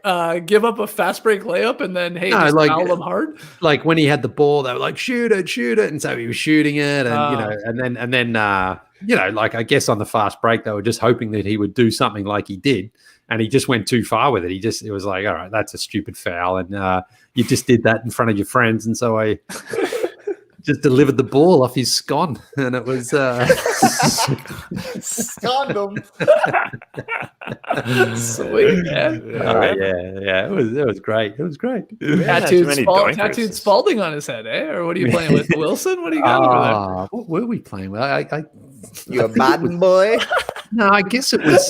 You got that crazy FIBA ball? You got a molten ball. Molten's. Oh no, you wouldn't want to doink some of those. They'd really those are rocks. Yeah, they could crack your skull. Yeah. You don't want to take that up the scone. No. New pick and payoff. Molten to the head. I think they play with Moltens like at the international events, the Olympics and the World Cups and that. And it's like, wow. Yeah. Because they're just a big, heavy, hard ball. That's like, you don't want someone rolling that in your head. I can't stand playing any sort of pickup game. Now we don't have Moltens, but like you do get the odd time, like the heavier ball or whatever. I can't stand it. I'm like, no. I want the lightest ball we've got. I want to zip this thing around, man. I want this on a yo-yo. I can't stand the gross heavy ball. But maybe that works for other people, right? Like Derrick Rose. Yeah. Derrick Rose brings this gold ball that you play with. Huh? He practices with that. He has like a routine with a big gold ball or something. A heavier, almost medicine type ball. Okay. Yeah. Play with the medicine ball. Jeez. All right. You ever do that back in high school? The coach would have the bigger ball that's like don't take a jump shot. Don't take a jump shot. I took one. Took a terrible shot. For sure, I took a terrible shot. Oh, jeez. Like a step inside the 3-point line, shooting it with the big ball. They're like, come on, man. This is not the point at all. Sorry, Coach Pat. I got you, bud. You're a real Leigh Ellis in that situation. I got to shoot it. Got a ball in my hands. It was open. I was open, Got to pop it off. Bryce saying, no dunks, third part of the trifecta, the beautiful shooter, someone that hits 8 threes in a game. Ooh, yeah. So the trifecta being wedgie. Yep. What was the second thing? Beefer? Big beef? Is that what the second thing was? I can't remember. I think so. And then, because we were debating very solid play. That was too subjective. Okay. 8. Oh, then we were talking about the free throw. You wanted 8 made free throws or whatever the hell it was. What about 8 threes? The beautiful shooter. I don't mind that. That's a lot. Yeah. Is it a lot these days? I mean, it feels like someone's getting like, I mean, the other day, who was it? 2 players for the Celtics. I think it was the Celtics and the Raptors. We had Peyton Pritchard hit 6 and want to make a hit. Oh, no. Ojale and Pritchard hit 6. Yeah. Tested it. Yeah. And then there was that other game where that's not 8. So, So 8 is a lot. Didn't reach it, man. No, I know. But Kobe White and Zach LaVine. Yes. That's first time in history, both two guys. Which is incredible. Yeah. Clay and Steph didn't do it. Yeah. So what do you think about that, Leigh? I don't mind it. Yeah, I think so. Yeah. I mean, so really what you're getting at is 8 enough. You're like, maybe it should be 10. 8 enough. It's never been done before. It's just was done for the first time. No. One guy though, the beautiful shooter. 10-3. 10 threes. Okay, the perfect no dunks game is there's a wedgie, and I think it's referenced on the call. That would be there's 20 rebounds by one guy, so there's some big beef. And then there's a beautiful shooter in this game who hit 10 threes. I like that. I like it being nice, really actually. Super rare. Yeah. That's JD. Even JD's into this one. I like it. Okay, yeah. We got it. I like it. I don't want I like I don't want 8 either. Like I want those beautiful round numbers, right? So who's most likely to achieve that? Good question. In a game. Good question. Like all 3? Ooh, wow, one player? That would be... No, I'm not saying one player. I'm saying incredible. One game. Or one night. I'm just or should it be one team? I think it should be one night. Yeah. One game. No, not night. One game. But both teams are in play. So like Zach LaVine could hit 10 threes. Cantor could grab 20 rebounds, and we got a wedgie, and the Blazers. All right, one game. Oh, that's great. Hey, Bob's your uncle, eh? Hey, Bob's your uncle. We had a good one. I can't believe we didn't say Wayne Newton. Tim Moran. Wayne Newton. Wayne Newton's a good one. Yeah. Wayne Newton. Great Wayne. Hold Famous on. Wayne. I saw Jared hit us with a super chat question. Oh yeah. Oh, here it is. Yeah. Go to. We'll get to Matthew in a second. What's up, Top Shot boys? What's up? Hello. If you could have a Top Shot moment of any moment in history, what moment would it be? Great question. Great question. Tass, let's start with you. I'm not a Top Shot boy. No. But any I've moment never been a Top Shot boy. No, but Tass, any moment you would ever want. I don't even know what Top Shot is. Oh, okay. What? This guy's taking off his head. He can't even believe it. Did you believe it? You know what? I got a weird theory. He's saying all this, Trey. He's like, I don't even know what you're talking about. I don't know what Top Shot is. I think Tass has like been in Top Shot for literally like 5 months, and he's like, he's pickled. Yeah. Money Mellis. Okay. I've been checking his profile. Yeah, Tass has made. It's not under his name. You have to look under his pseudonym, Barry Foster. Okay, so Trey, what Top Shot moment of obviously, past would you love to see? Oh, Jordan, Game 6, 1998. Yeah. Come on, that would be very expensive. How much we talking? Yeah. That would be over $1 million. $1 million? I don't know. I think you might be right, but it depends how many they made. Obviously, they would make 23 of them. Oh God! Wow, That's you're blowing my mind right now. You're blowing my mind. Okay, I love that one. Leigh, you got one? Kyrie Irving, Game 7, the 3-pointer against the Warriors. Good one. Yeah, biggest shot in franchise history for that team. I feel like that one. Why not? Why not the LeBron block? I mean, that would be up there, but you're taking Kyrie's 3 over the block. What? Not me. No way. Not for a Top Shot moment. I'm not. I think he's a beautiful shooter of the basketball. Okay, it's your answer. Fair enough. JD, do you have one?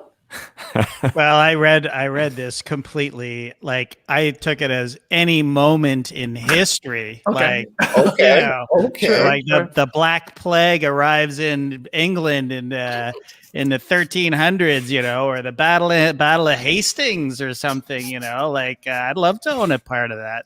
Or what about the Berlin Wall coming down? People actually, that's like basketball cards because people own little bricks, little stones from the Berlin Wall. So, but now you can own it digitally. So that's better, right? I guess so. Let me give you my worst Berlin Wall story of all time. All right. Let's you just reminded me when you said that, that people would take a part of the rock, like the wall, and take it and like, oh yeah, I have that. Okay. Does that have any value? Maybe it does. Maybe it doesn't. But Joel McMillan, back to baseball. I went to a Tigers game with him in Detroit with, we were younger, with his, we were with his brother and his dad. So we all went down. It was the McMillan family and me. And it was the 7th final game ever played in Tiger Stadium. And so they were ripping it down. They were going to be like literally demolishing it. So people started like taking things. I remember people talking about like, like you can't take a chair yet, but people were like, what could I take? What could I rip down? Tiger Stadium. This is like a stadium that's been, like, I don't know, correct me if I'm wrong, but like 100 years or something. Yeah, for sure.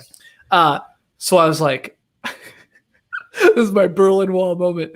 There was like an outlet, like a plug somewhat near us. We were out in the bleachers and it had like a cover on it for like to protect it from the weather. Yeah. And I'm like, I'm ripping off that outlet cover and I'm taking it.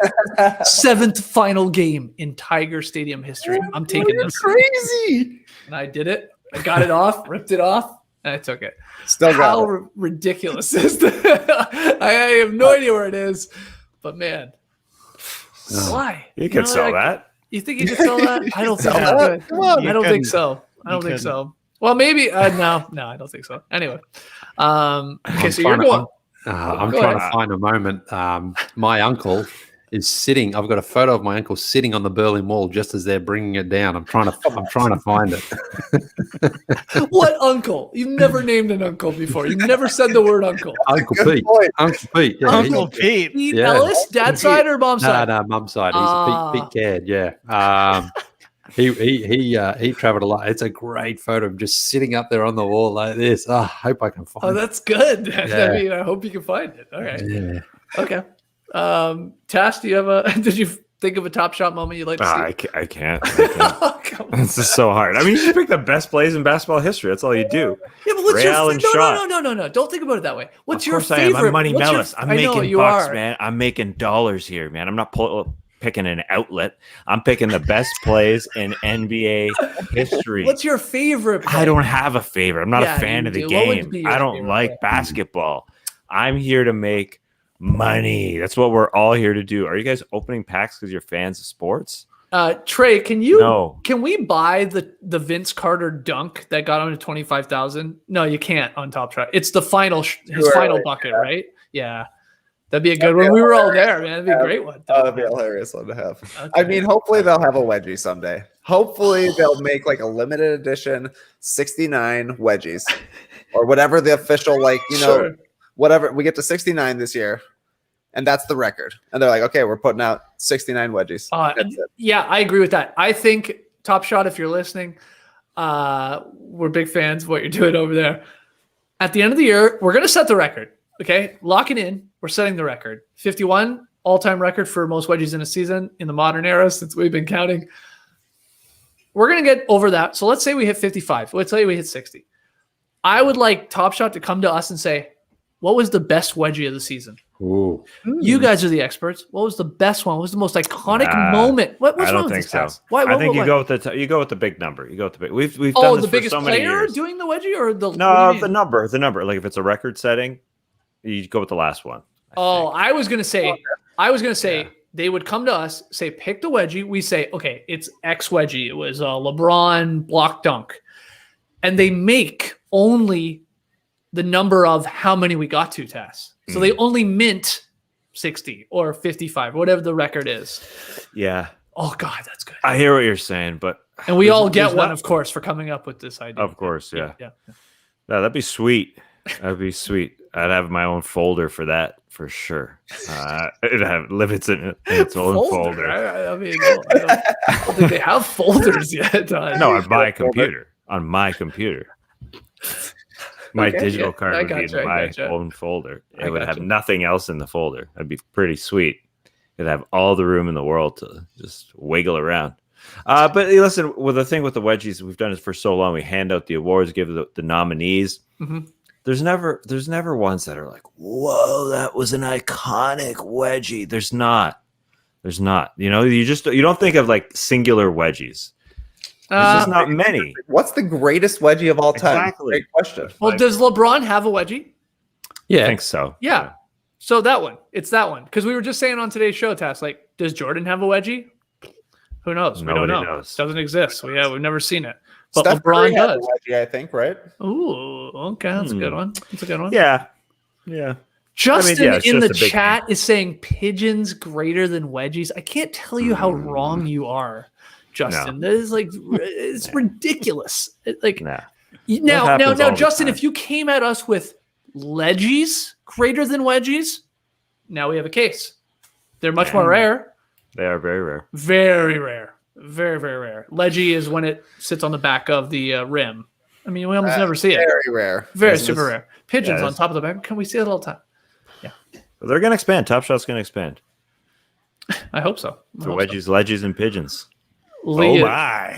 is still looking for the Berlin Wall photo. You can't find it. No, I can't find it. Can't find the Uncle Pete leggy on the Berlin Wall. Yeah, No. I can't think of where I can't think of where I've got it.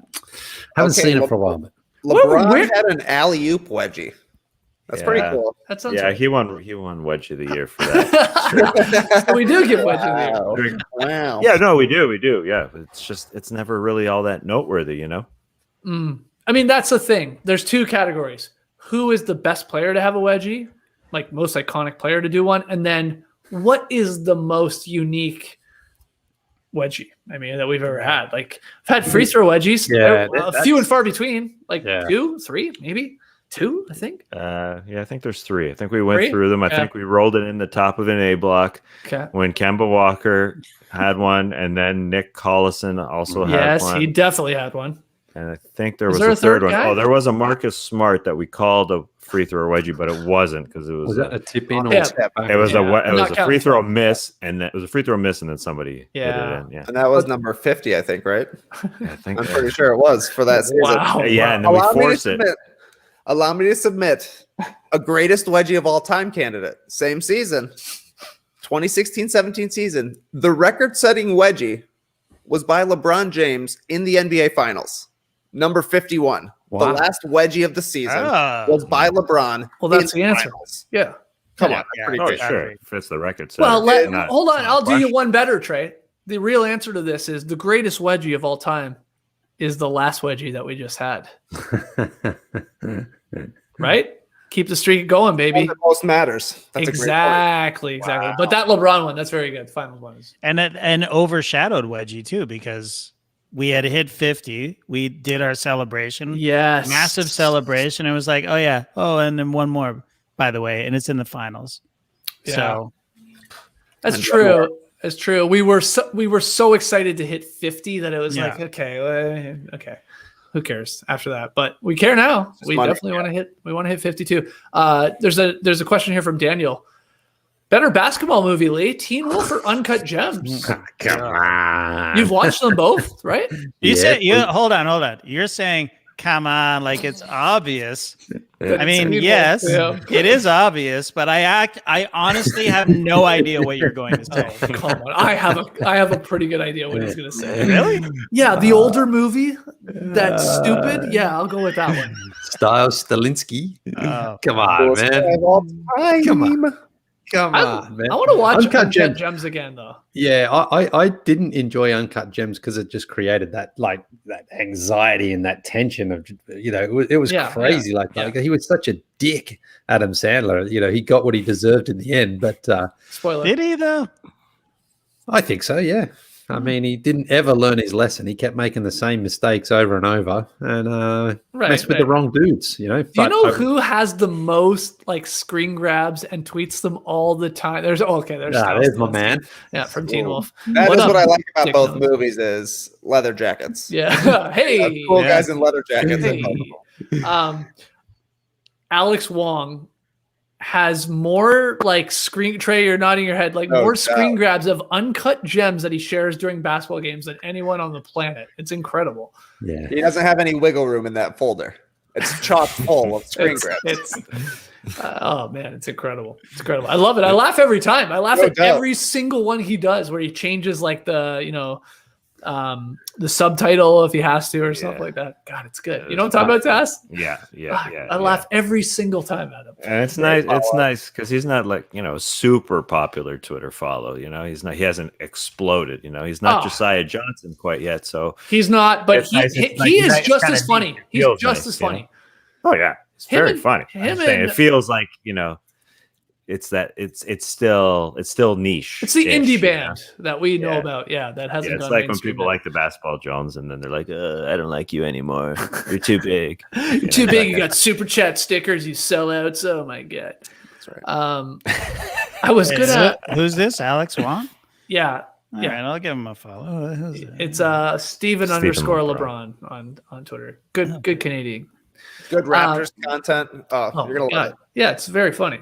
He's funny. Him and William Liu, right? Yeah. Really? Yeah. Yeah. There you go. They have their own show. They're doing a great. You want to talk about YouTube content? Let's talk about them. Yeah, he's the other guy on that show. You know what? Let's take a step back and say, as basketball fans, exactly. That's what I was going to say. I'm not even kidding. There is. I'm going to say it, Tess. There's almost too much content. Absolutely. There's too much good content. That's the thing. It's like TV. It's like TV now. I can't keep up with reading and listening and watching all of these very, very talented and people that I want to hear from NBA producers of content. I legit can't. I try to, but my God. Like I love, as a Raptors fan, I love William Liu's 10 Things About the Raptors, which he like pops up after a game. Haven't read obviously tonight's because we're doing this, but and then he does a YouTube / podcast for that too. It's incredible. So shout out to William Liu. Shout out to Alex Wong. Shout out to all the Raptors. The Raptors, I think, are one of the best represented. Homer. Yeah, that's fine. Honestly, though, they are. I think the Raptors are one of the best represented. You go there, everybody gets fits off too. Alex Wong is dressed into the nines. William Liu's zipping up a track jacket. He's loving it. William Liu has his another Twitter account about William Liu fits. Yeah, come on, exactly. It's great. Yeah. Eric Kareem, Blake Murphy. It's all the best guys. It's not. Yeah, and then we're not even like. Yeah, exactly. You can go on and on and on with the Raptors coverage. And you know what? Blake Murphy put big beef in Matt Devlin's ear. You know? Yeah, that's a good call. Just let him know that maybe it would sound good.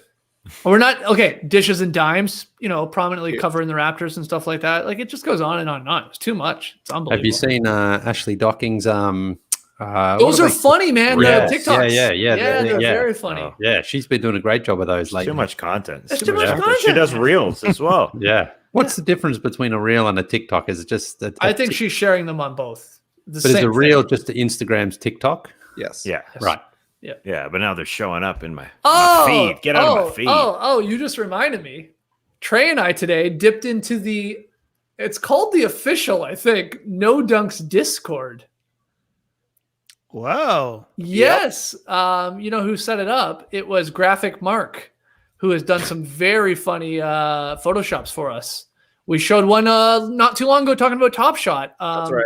Of what was the Top Shot we showed? Was it Leigh sitting on the can? Yeah, the Leapy. Was it Leigh? There was another one too. Leigh holding a CD. It was Leigh holding a CD. Yeah. Right. Anyway, Graphic Mark set this up. There's a Discord for all you people out there. I don't know how we even get it to you. Link. How do you share this link? Yeah, People keep saying share this link. Yeah, we'll put it in the YouTube comments at the very least. But how do you? Yeah, anyway, so Trey, you jumped in today, right? Oh yeah, of course. Yeah, I jumped in, and it's now that I know what Discord is. Last week we said it was like Slack. It's more like just a million chat rooms, eh? Yeah, I mean, I still think of it as Slack a little bit. I don't know why. Just maybe the look of it. like it's laid. Yeah, out like Slack Copy server link. I'll figure this out. Yeah, I mean, look, there are all these things. There's Clubhouse now. Okay, I think there's probably another one coming after that. I mean, can you keep up? Good luck to you. But anyway, we jumped into Discord. There is a No Dunks Discord. Good people running it, and yeah, I guess you can go there. I mean, they seem to be chatting about everything, obviously, just like we're doing here, not just the show or basketball or stuff like that. So yeah, we'll try. He shared it. He shared it on Reddit. Twitter. Marco Sholo is his Reddit username. Oh, Graphic Mark. There you go. I like. There's one channel that is fishing and composting. Nice. I plan on being pretty active in that one. Yes, I'm in. Yeah. You guys love soil? I'm in love with soil. Oh, Trey, can you get JD that photo of? Remember, I suggested on today's show the Trey tattoo of like the Calvin from Calvin and Hobbes, like taking a leak, but it's you fishing instead, and someone did like a piece of artwork for that. We shared it on our Instagram, but that'd be worth sharing for everybody here on the stream team. It's super, super well done. All right, let me get this so-called Discord link here. That was like okay, too many things. I know there's a lot going on. Too many tabs. You know, you guys just reminded me of one of my favorite All-Star moments, and you guys were talking about Toronto fits, was Masai Ujiri handing over his blazer to us. Yeah. Yeah. And while he was being interviewed, he was a great interview. Great moment. And then he handed over his blazer for you to put on, right, Skeets? Yeah, I put it on. I put it on. And I think the BlackBerry was in the pocket too. Yeah. Right. Yeah. What did you give him? It was you were making a deal with him. That was I think we just gave him a starter shirt. Mm-hmm. Oh, that's right. Yeah. Yeah. He gave you his $700 blazer minimum. No, it was more than that. Yeah. Yeah. That's why I love the moment because I got to just hand it. I was the go-between. I got to grab it from Masai Ujiri and pass the Skeets. It was why so did I heavy. put it on? Yeah, I don't really get why I did and not. Maybe I just really wanted to. I felt power when I put it on. I felt important. I felt smart when I put it on. Yeah, it was so heavy. I It was a good jacket. I was. was like a Hugo big boss jacket. I was like a couple G's. It's also a great jacket. example of why most people wear blazers on live television under the bright lights. It was a little sweaty under the pits. Oh, yeah. But it smelled good. It smelled Oh good. yeah, he had his cologne on. Yeah, it smelled incredible, but Not too much of a cologne, just the right amount. You know? oh no, jeez. Hey, hold on. I don't want anyone to run with this story that I said Masai Ujiri was wearing too much cologne. No. I'm just saying. No. It's a tough balance to not put too much cologne on, right? You're right. You're right. But How do you know? I've been wearing the same cologne for 15 years since we started this show. You know this. Day Pleasures. one you started with that scent? You're like, First time I said, I'm going over to JD's house. I'm going to be close proximity to task. I better smell good. And I put on Pleasures by Estee Lauder and never not held back. You don't wear it every day, though. No, God, no. I stink all the time. Look at me. I am a mess. I'm wearing hats almost every day on this show. If you haven't noticed, You wear a lot of hats now. You know, my hair's insane. It looking like Leigh. You know, he rocks it. Don't get me wrong, but I can't do that. I'm getting a haircut coming up. No, let it go, man. Let it go. No, I already have a beard. That's enough to worry about. And that's got to be trimmed up too. So it's looking like pube face over here. So yeah, I put on cologne every day. Every day. That's incredible. Are you Why? serious? I'm the best smelling thing in this house. That's a good point. Wow. Which is it's a very low bar. You stink? Do you stink non-sprayed up? No. Oh. I just like smelling. Some people good. do, which I don't think I do. I'm not a Yeah, I mean, again, I'm not a stinky Pete Lee. How would you know? Like, no one would say. Well, anything. I know, but I just that's my paranoia. I think I just. You just want to talk about give it a spritz, a little Hawthorne work. Then at night a little play. A little play at night. That's right. I am so psychotic that I only put the work on when I'm working, which is literally all the time. So that's made for. But right now, at it's Saturdays, nighttime. Yeah. Play. Talking about stinking, did you guys get your Hammock catalog slippers? Yes. Man, I've been asking Laura every day. Did a box come from Hammacher Schlemmacher yet? It's the Hammock Schlemmer. It's like It sounds like someone that plays cricket. I wish. Hammock Schlemmer. I've seen some of these feet and I'm jealous. I don't know if you should be jealous. I'm You interested. shouldn't be jealous. Yeah, these are. I got one right here. Yeah, here we go. let's see. First off, they look like loaves of bread, like a little burnt loaves of bread. Now we this gotta pull that label out of there. There's a What do you little mean? label. I was rubbing my blister. What's wrong with you? No, it's not rubbing me at all. I didn't even know it was there until you said it. So these were the ones, if you remember, that were like, what did I say? Like 10,000 air bubbles. Yeah. Fuck you, no chance. There's like 2 in your tops. Yeah. There's not 10,000 air bubbles in these. No, they're heavy. That sound like air bubbles? Yeah, I think Air bubbles at all. Yeah. when we were talking about those, we were talking about whether or not they can be an indoor-outdoor slipper. Now this could be a nice outdoor slipper. I will give it that. I will give it that. Okay. I walked to the mailbox the other night wearing mine. Yeah, I they walked got back in, Crazy. they're hard. and I'm like, these are actually an indoor-outdoor slipper. I will say that. Hold on. I just realized what I think they are classifying as air bubbles. I have no idea if this is going to work, but on the bottom, like there's like this sort of groove. I think they're counting those grooves as air bubbles, which is bullshit. By the way, Hammacher Schlemmer sent us this for free because I talk about Hammacher Schlemmer catalog every Christmas. But I have, I'm not afraid to tell you like it is. Like these are These are weird. These are weird slippers. Man. Cass, like, what do you think? They're weird. They're very, like, they got a lot of integrity to them. I'll give them that. Yeah, I don't mind. I don't hate them with this slipper. But man, they're not that comfy, I don't think. No, it's not very contoured to the foot. No. I know slippers aren't. Yeah. But they also weigh like 1,000 pounds. They're heavy. They're chunkers. There's clunkers around. Like chunkers and clunkers. Yeah, they're kind of like clogs. I mean, I put them on. Yes. I'm currently in a basement, so it's freaking cold, and I put them on while I'm making my notes for what you need to know at five and change, and my feet are warm. But then I get up after making my notes, and I'm just like waking up the house with these chunky things. You're clunking around. You're making so much noise. They're like horse hooves. They sort of look like horse hooves. If like you put like a little more prominent like thing there, that would look like a hoof. Yeah. You should kind of play it like Nora's dad and cut it down the middle there to make it a hoof. All right, like just like cut a toe slit. Well, no, that's so funny you say that, Trey. This is exactly what I thought of. My Armenian father-in-law basically made this because he took a shoe, and this has the weight of a shoe. Leigh, Task can attest to this. Yeah. It's heavy, man. It's got weight to it. And he just took an old shoe, cut the back off, and there you go. There's your air bubbles. There's your slippers. Yeah. Big clogadagas, no doubt. Right. They come in a nice box, though. Trey, when you get them, you're going to like that box. You're going to get too excited. Yeah. Yeah, it did look cool. That's exactly why. And then I saw, I'm like, okay, those look like leather. And Tess hit me instantly with a new buck. Yeah, it's a new buck for sure. I don't know. That's a new buck. One more thought, Tass, especially with you, because I have super skinny feet. And so I'm interested to hear your take.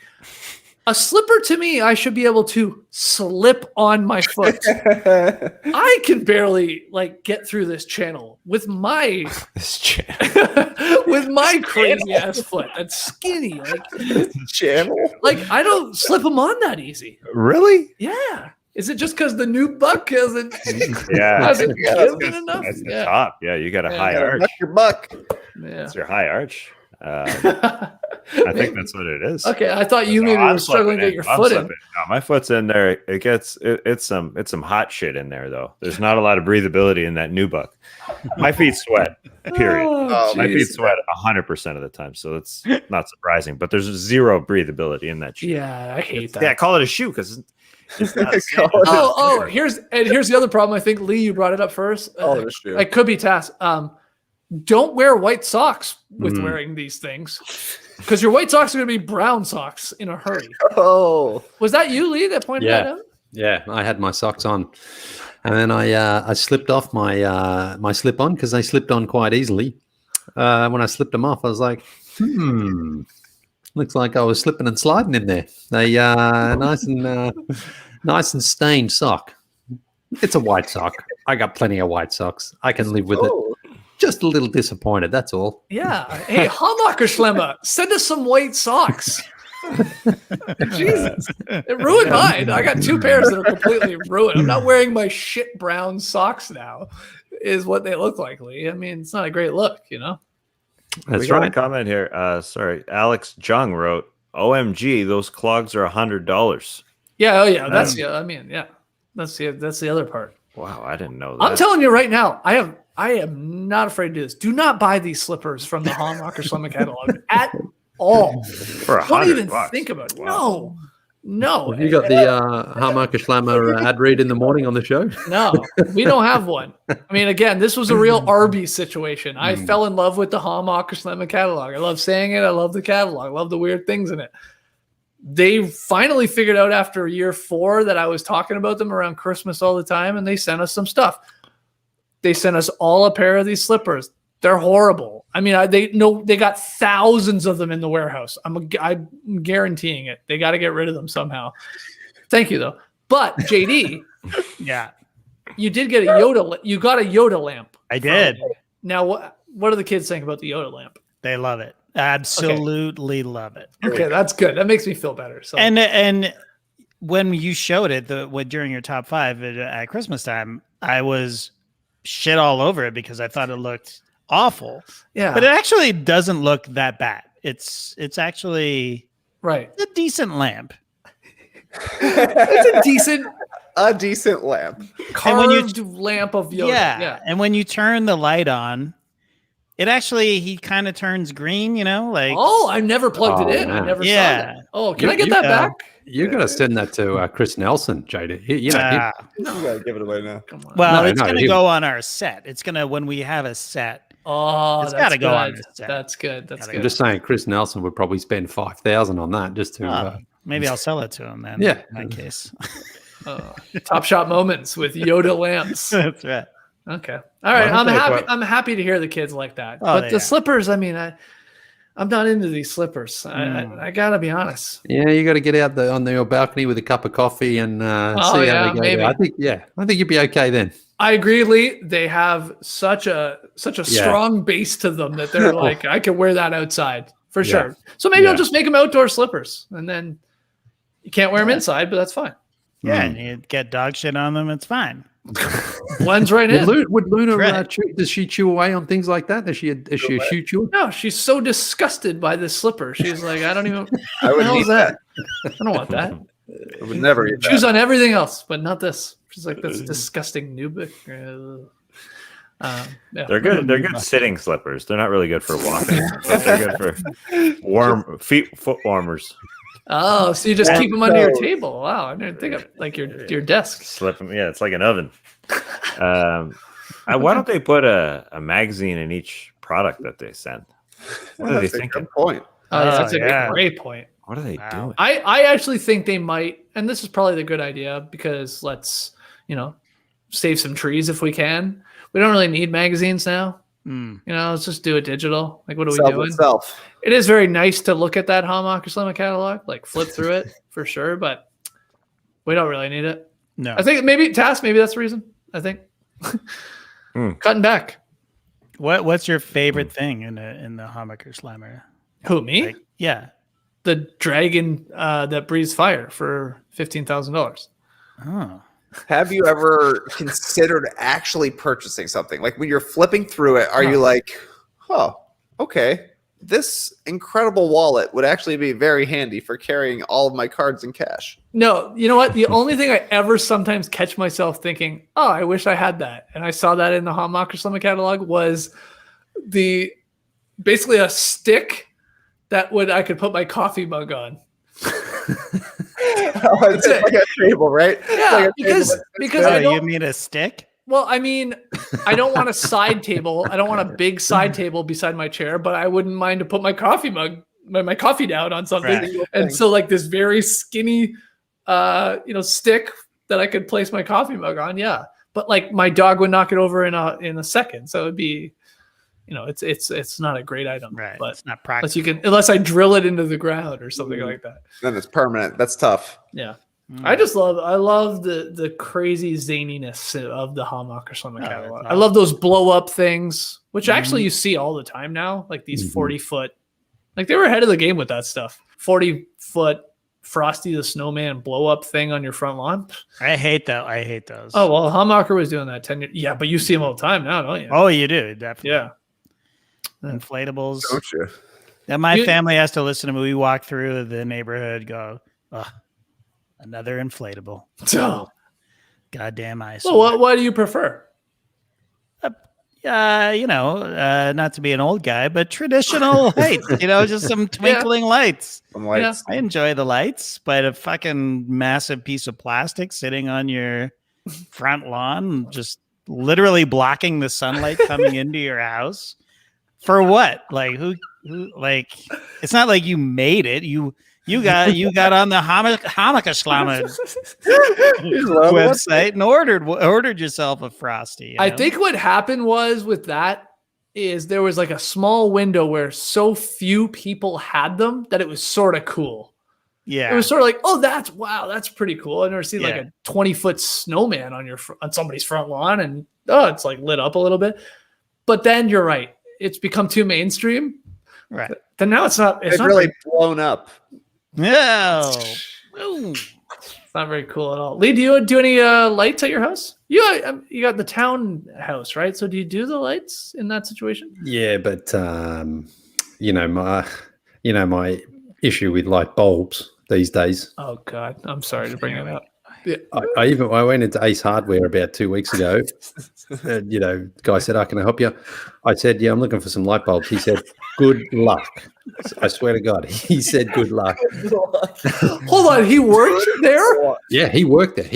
An employee at Ace Hardware said, "Good luck to you," when you said, "Do you have any light bulbs?" No. I was in the light bulb aisle. And he said, "Do you need any help?" And I said, "I'm looking for light bulbs." And he's like, "Oh, good luck." Like, he was like, because I said to him, like, if I buy light bulbs today, in 2 weeks' time, these ones will be discontinued. I'll never be able to see anything that resembles these again. There's always a couple of watts different, a slight color change. It's unbelievable. And these are the light bulbs. I always buy the light bulbs that are like 9-year life. And I'm like, I've replaced these like 6 times in the last 18 months. I mean, what's going on? What's going on? Oh my God. Hold on. I love still the concept of the guy that's working in the light bulb aisle. You approaching him. Sometimes your jokes sound like, or sometimes your stories sound like jokes, like setups for jokes. Well, I was in the market for some light bulbs, so I went down to the light bulb store and I talked to the light bulb guy. I mean, they do more sort of like sections. So you might do the light bulbs, and then you got other sort of wiring equipment. You got the gardening guy near the barbecue area. I don't know how they divvy it up. What's the gardening guy doing in the barbecue area? Well, who knows? Outdoors. Outdoors. Yeah. Sure. Okay. I remember the guy. He was just like, yeah, I hate that section too, man. That's crazy. Because I had to buy so many lights. Nobody wants to work lights. And the crazy part is his name tag said Watson. My God, I had to buy a light bulb for the microwave oven. Old man yells at light bulb. The microwave oven under light. The one that lights under your stove, right? Yeah, so how's those this? are very specific. Yep. Yeah. So it went out. So I unscrewed it and I pulled it out, and it was like just the glass part of the bulb with a wire hanging out of it. And I'm like, what the fuck is this? And so I'm like, I've never seen one like this before, like just a glass thing.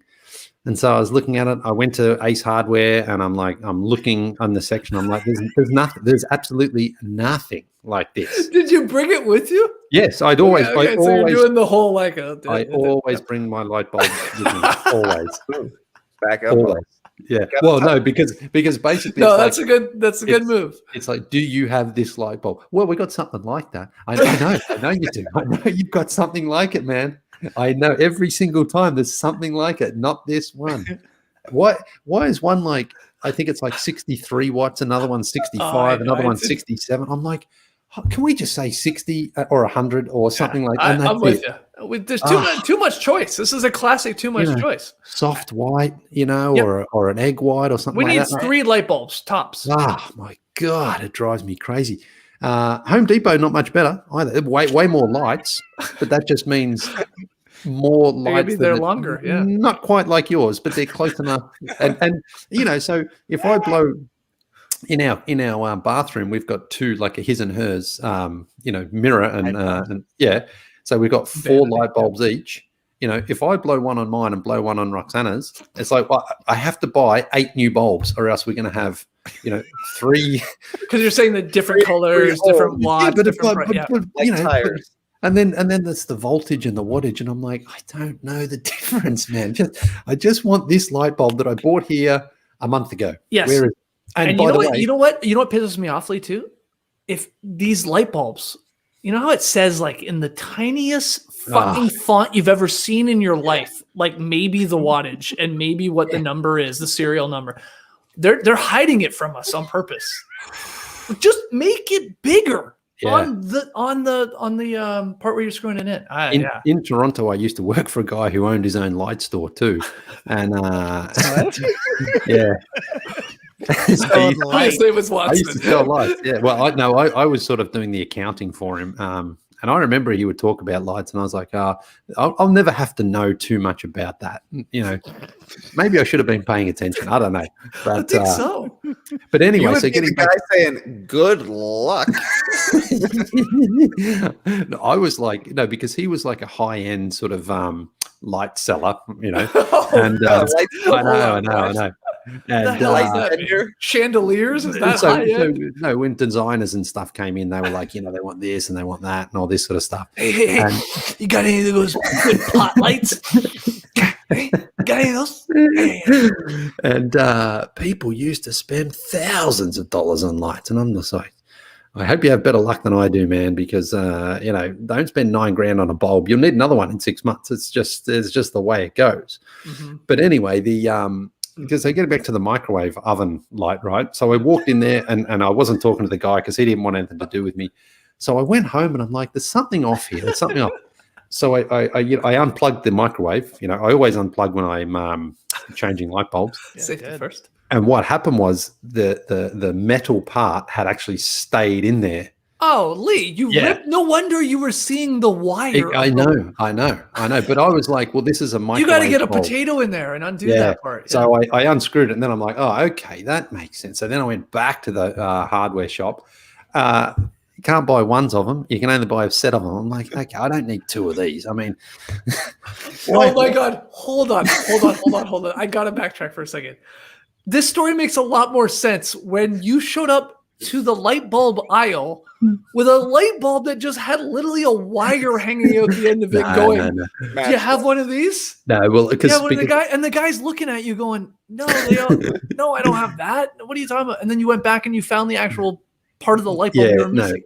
That was one of the. I had other lights because I'm always like, I've got the lights for the kitchen, I've got the lights for the bedroom, I've got the lights for the bath. Because when I blow one, I seem to blow them all. Ah, man, what a scam. Big light bulb, man. I think that's what they've done. They've figured it out. They're like, you know what? If we just keep slightly adjusting them, people don't want to have, because Skeetsy, you're an OCD man. Oh, it drives me nuts, Leigh. Yeah. I can't have 75 watt, then 100 watt. No. I'll pace the room. And so you must be the same where you're like, well, I have to buy 10 lights every time because I can't have one or two different ones. We got lucky with our house when we bought it. It felt like all the lights were going out at the exact same time because the people that had previously owned our house obviously had the lights on and they were just like all going around the same time. So we just bought a lot of them. But you're right. There's a lot of up and down on ladders and stuff like that. And what's the deal with recycling then these days? Oh, God. I don't think they recycle here in Atlanta. Yeah, no, I said it. Because I think it all goes to the garbage. I said, that's the thing. You're not supposed to put them in the garbage. But you're not supposed to put them in the recycling apparently either. So I don't know. think what's going on here in Atlanta with recycling is a complete farce. I don't think there's actually recycling. I know this sounds insane right now, but this is my big light bulb. It's part of the whole light bulb industry. I'm telling you, man. And I hate it. Well, I mean, what? Recycle plastics. What's that? They said they were recycling plastics, and most plastics weren't being recycled. I wouldn't be surprised if it's the same with light bulbs. I am very skeptical of what's going on here. Anyway, sorry, Leigh. Finish your. Sorry, you were saying recycling them. Fuck, who knows? Yeah, and that's the other thing because I always try. Same with batteries. Like I try to put them in sometimes in Home Depot they have like dispose of your batteries here. So that was the best thing about working at Turner. They had like those little battery drop-offs. Battery drop. I did enjoy that. And I now I'm like, I hate just throwing batteries in the trash. So I don't. I'll probably have a big bag of them here, right now. And one day I'll just dump them all. And no, in like a battery. I'm out of the game, just like that. And then and the same with the bulbs. I said to the guy at Ace, I said, do you take these? Where do you stick these? He goes, oh, we just chuck them in the trash. And I'm like, oh, well, you're not supposed to do that. So yeah. Anyway, okay, people are agreeing with me with some people said I had a tinfoil hat on with my conspiracy theory about recycling. Okay. Other people are saying they agree with me. I've got a comment here. I've got a comment I'm going to bring up here from Snake. He says, Leigh, just buy the right wattage and the right softness of light. If you've always been an incandescent man, you're probably looking for a soft white 65 watt. This is exactly the problem, Snake. What the fuck are you talking about, my man? Because I go in there, what it is, what softness is it? It never matches exactly the bulb that I've got. There's daylight. There's just too many factors. Yeah, but listen, Snake, if you're in the light bulb game, sling a few my way, my man. Oh, snakes always need a light bulb on them, so this makes sense. Yeah, that's true. A warming lamp. Yeah, Snake Plissken, Escape from New York. Shout out to Escape from New York. Kurt Russell. Anyway, you get really worked up about this. Trey, do you have any light bulb issues, or you just read what's on the package and buy the same ones? Yep. I'm not super picky about lights. But I do like them to match. They got to match, obviously. Yeah. We got backups on backups on backups. That's the thing. You just got to buy more. You buy 2 packs at the same time. The problem for us is this is our light fixture over here. Oh, you got an insane light fixture. Yeah, this light fixture. And these are all different sized. Oh, God. That's Lee's nightmare. Yeah. Yeah, that one's a tough one. But luckily, they last for a long time for whatever reason. Some of them do. I don't think Leigh ever turns off his lights, is I think what we're getting. Do you ever turn them off, Leigh? Well, I turned them off. Remember the other week I turned them off. You were doing a happy hour in the dark. You're right. Yeah. That's right. Leigh, you gotta get into the habit when you're buying that package of that light. Take a photo, keep it in your phone. You take a photo of everything else. Yeah, I've done that. But you're just saying you struggled to still find it. Yeah, because then it's like it's just in your camera roll, and you're like, "Oh God, when was I here? I don't remember." Well, make a album called Light Bulbs. That's a smart idea. That's it. I just can't believe how much they changed just slightly over the time. I mean, it's a good business. It's a good business model they've got. They're like, these dickheads don't know. Just keep changing them. They're probably the same. They just changed. Yeah, that's what you think. Your theory, your tinfoil conspiracy is that actually there's 3 light bulbs that they just keep switching back and forth between. Yeah. To piss us off. JD, you don't believe that conspiracy? No, I do not believe that at all. I've never had this problem. You go, it's 60 watt, warm. That's it. That's all you need to know. Just know your watt. I think JD's being bribed by the light bulb. KYW, know your watt. You know what? No, that part, JD, I agree with, but I do get pissed off with warm white, daylight, neutral. Yeah. Come on. Well, those are just different brands, but that's like no, they're not different Philips. brands. Yeah. Well, Philips is saying it's daylight white, and then somebody else is saying it's bright white or whatever.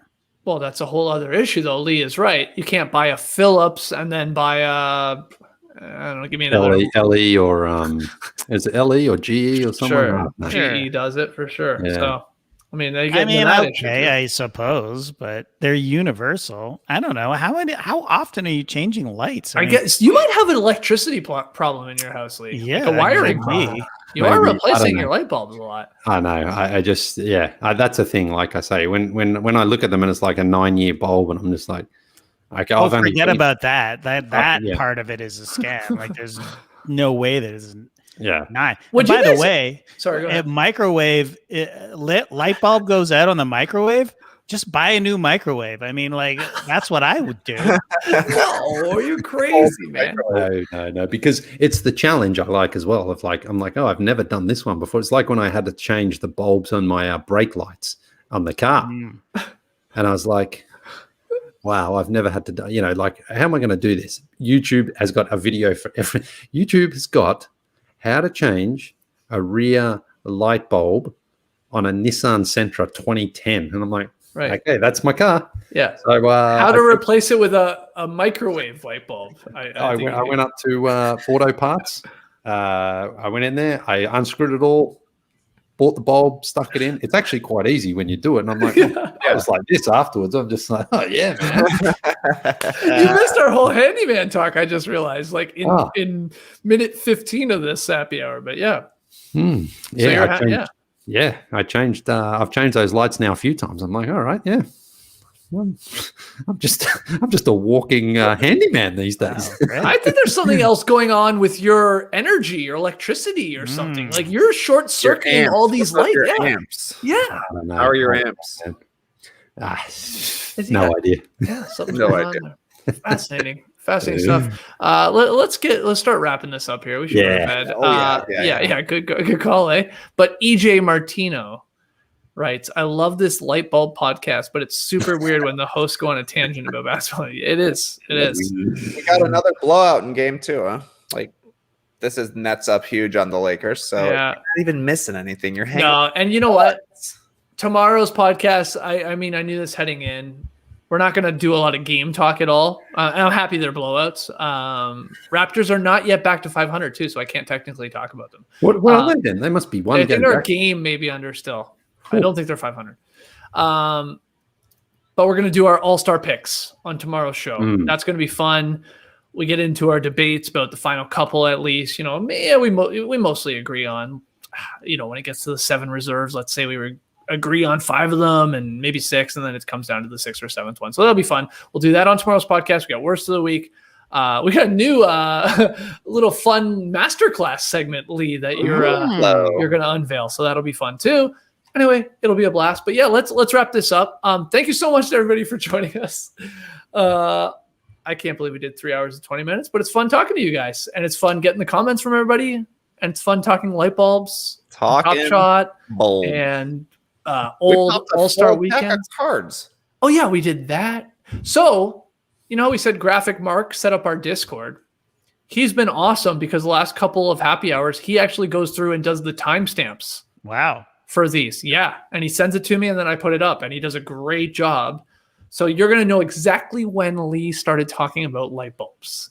So we'll get that up. So thanks again to Graphic Mark. Check out the Discord. I think we'll get that to you. We'll probably put it in the it's in the chat right now. Well, it's in the chat. We'll put it in the YouTube section comments. Too. Yeah, guys. And this was the first time we tried this really, to be honest, weird for us super chat stickers. Is that what they're called? I don't know. That's Tass's department. So yeah, this is a Tassie department. So thank you. Sincere thanks to everyone that actually donated, I guess, tonight, or gave money to us tonight. I did see someone at one point say, does this money go to you guys? Yes, it does. But we also didn't realize that this was actually going to be a thing. Yeah. We'll have to figure out some fun with this, I think, in terms of charity and stuff like that. We could do some great stuff. I mean, you talk about that 24-hour live stream we were kicking around, JD. Yeah. Hello, we could raise some money for some charities. Mark 77 in the stream team. I'm Graphic Mark. Shout out to you. Hey, I've got some breaking news here. I don't know if we're going to have time to do it, but thanks, Mark Scholl. I'm sending it to JD. Do you find the Berlin Wall picture? No, even better. A Michael Jordan wedgie. No way. There's no got way. A Michael Jordan wedgie. JD has it. This will be the best way to ever end this. Yeah. Okay. Here we go. We're gonna end. I'm not looking at this. I don't know what it is. It's a Michael Jordan wedgie. Yeah, Leigh, have you looked at it? I know what it's supposed to be, but Lee's. It is. It got tweeted to me by Cody. Here's Jordan left side against Dumars. Michael on the drive, baseline left underneath it, pinned it. Oh my God! The ball got pinned between the rim and the glass, and we'll have a center jump. Who found that? Pistons can play good defense. This came from. I got a tweet, a DM. Cody Cat. Holy shit! I'm in legit awe. Yeah, this is a good one. That's a maybe a playoff wedgie too, potentially. I'm not sure. Oh yeah. But, yeah. No, in fact, it's not. I've even got the day. How? It's from overtime of a February 9 game, 1988. Oh my God. Yeah. Thank you so much to Cody Cat. JD, well done. This is amazing. Okay, I actually did a legit sort of search for this, and what did I do wrong? Am I not a CO man, like Tass would say? I didn't know the CO man. What an end! Yeah, what an end! Let's see it again. This is a really good one. Yeah. Wow. The up and under classic MJ move versus Dennis Rodman on the frickin' block. Pistons. Joe Dumars was on him. Rodman on the block. They're in their super tight shorts. Yeah. They all have wedgies Wow. at their ass cracks. 1 wedgie, 2 wedgie, 3 wedgie, 4 wedgie. What a great look at it. Come on. Yeah, the baseline. Yeah. How? Okay, I'm actually dumbfounded by this. How has no one ever sent this to us before? No one ever thought to look, man. Yeah. It was right there waiting. Well, we're going to call it there. Who Yeah, was that we again, can't top Leigh? that. Sorry, give me the name again. Cody Cat. His name Cody is. Cat. Oh my Yeah. God. Coming through with the Jordan wedgie. Top shot that people are dropping literally super stickers because of the wedgie. We love you guys. Thanks for joining us for this, what turned out to be a very long, but very fun, I think. NBA happy hour. Yes, yes, yes.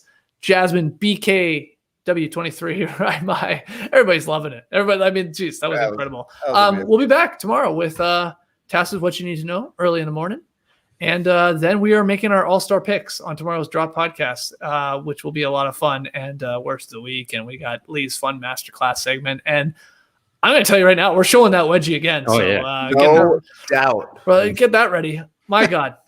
What a night. Turn What a up. night. Love you guys. Awesome. We'll see you soon.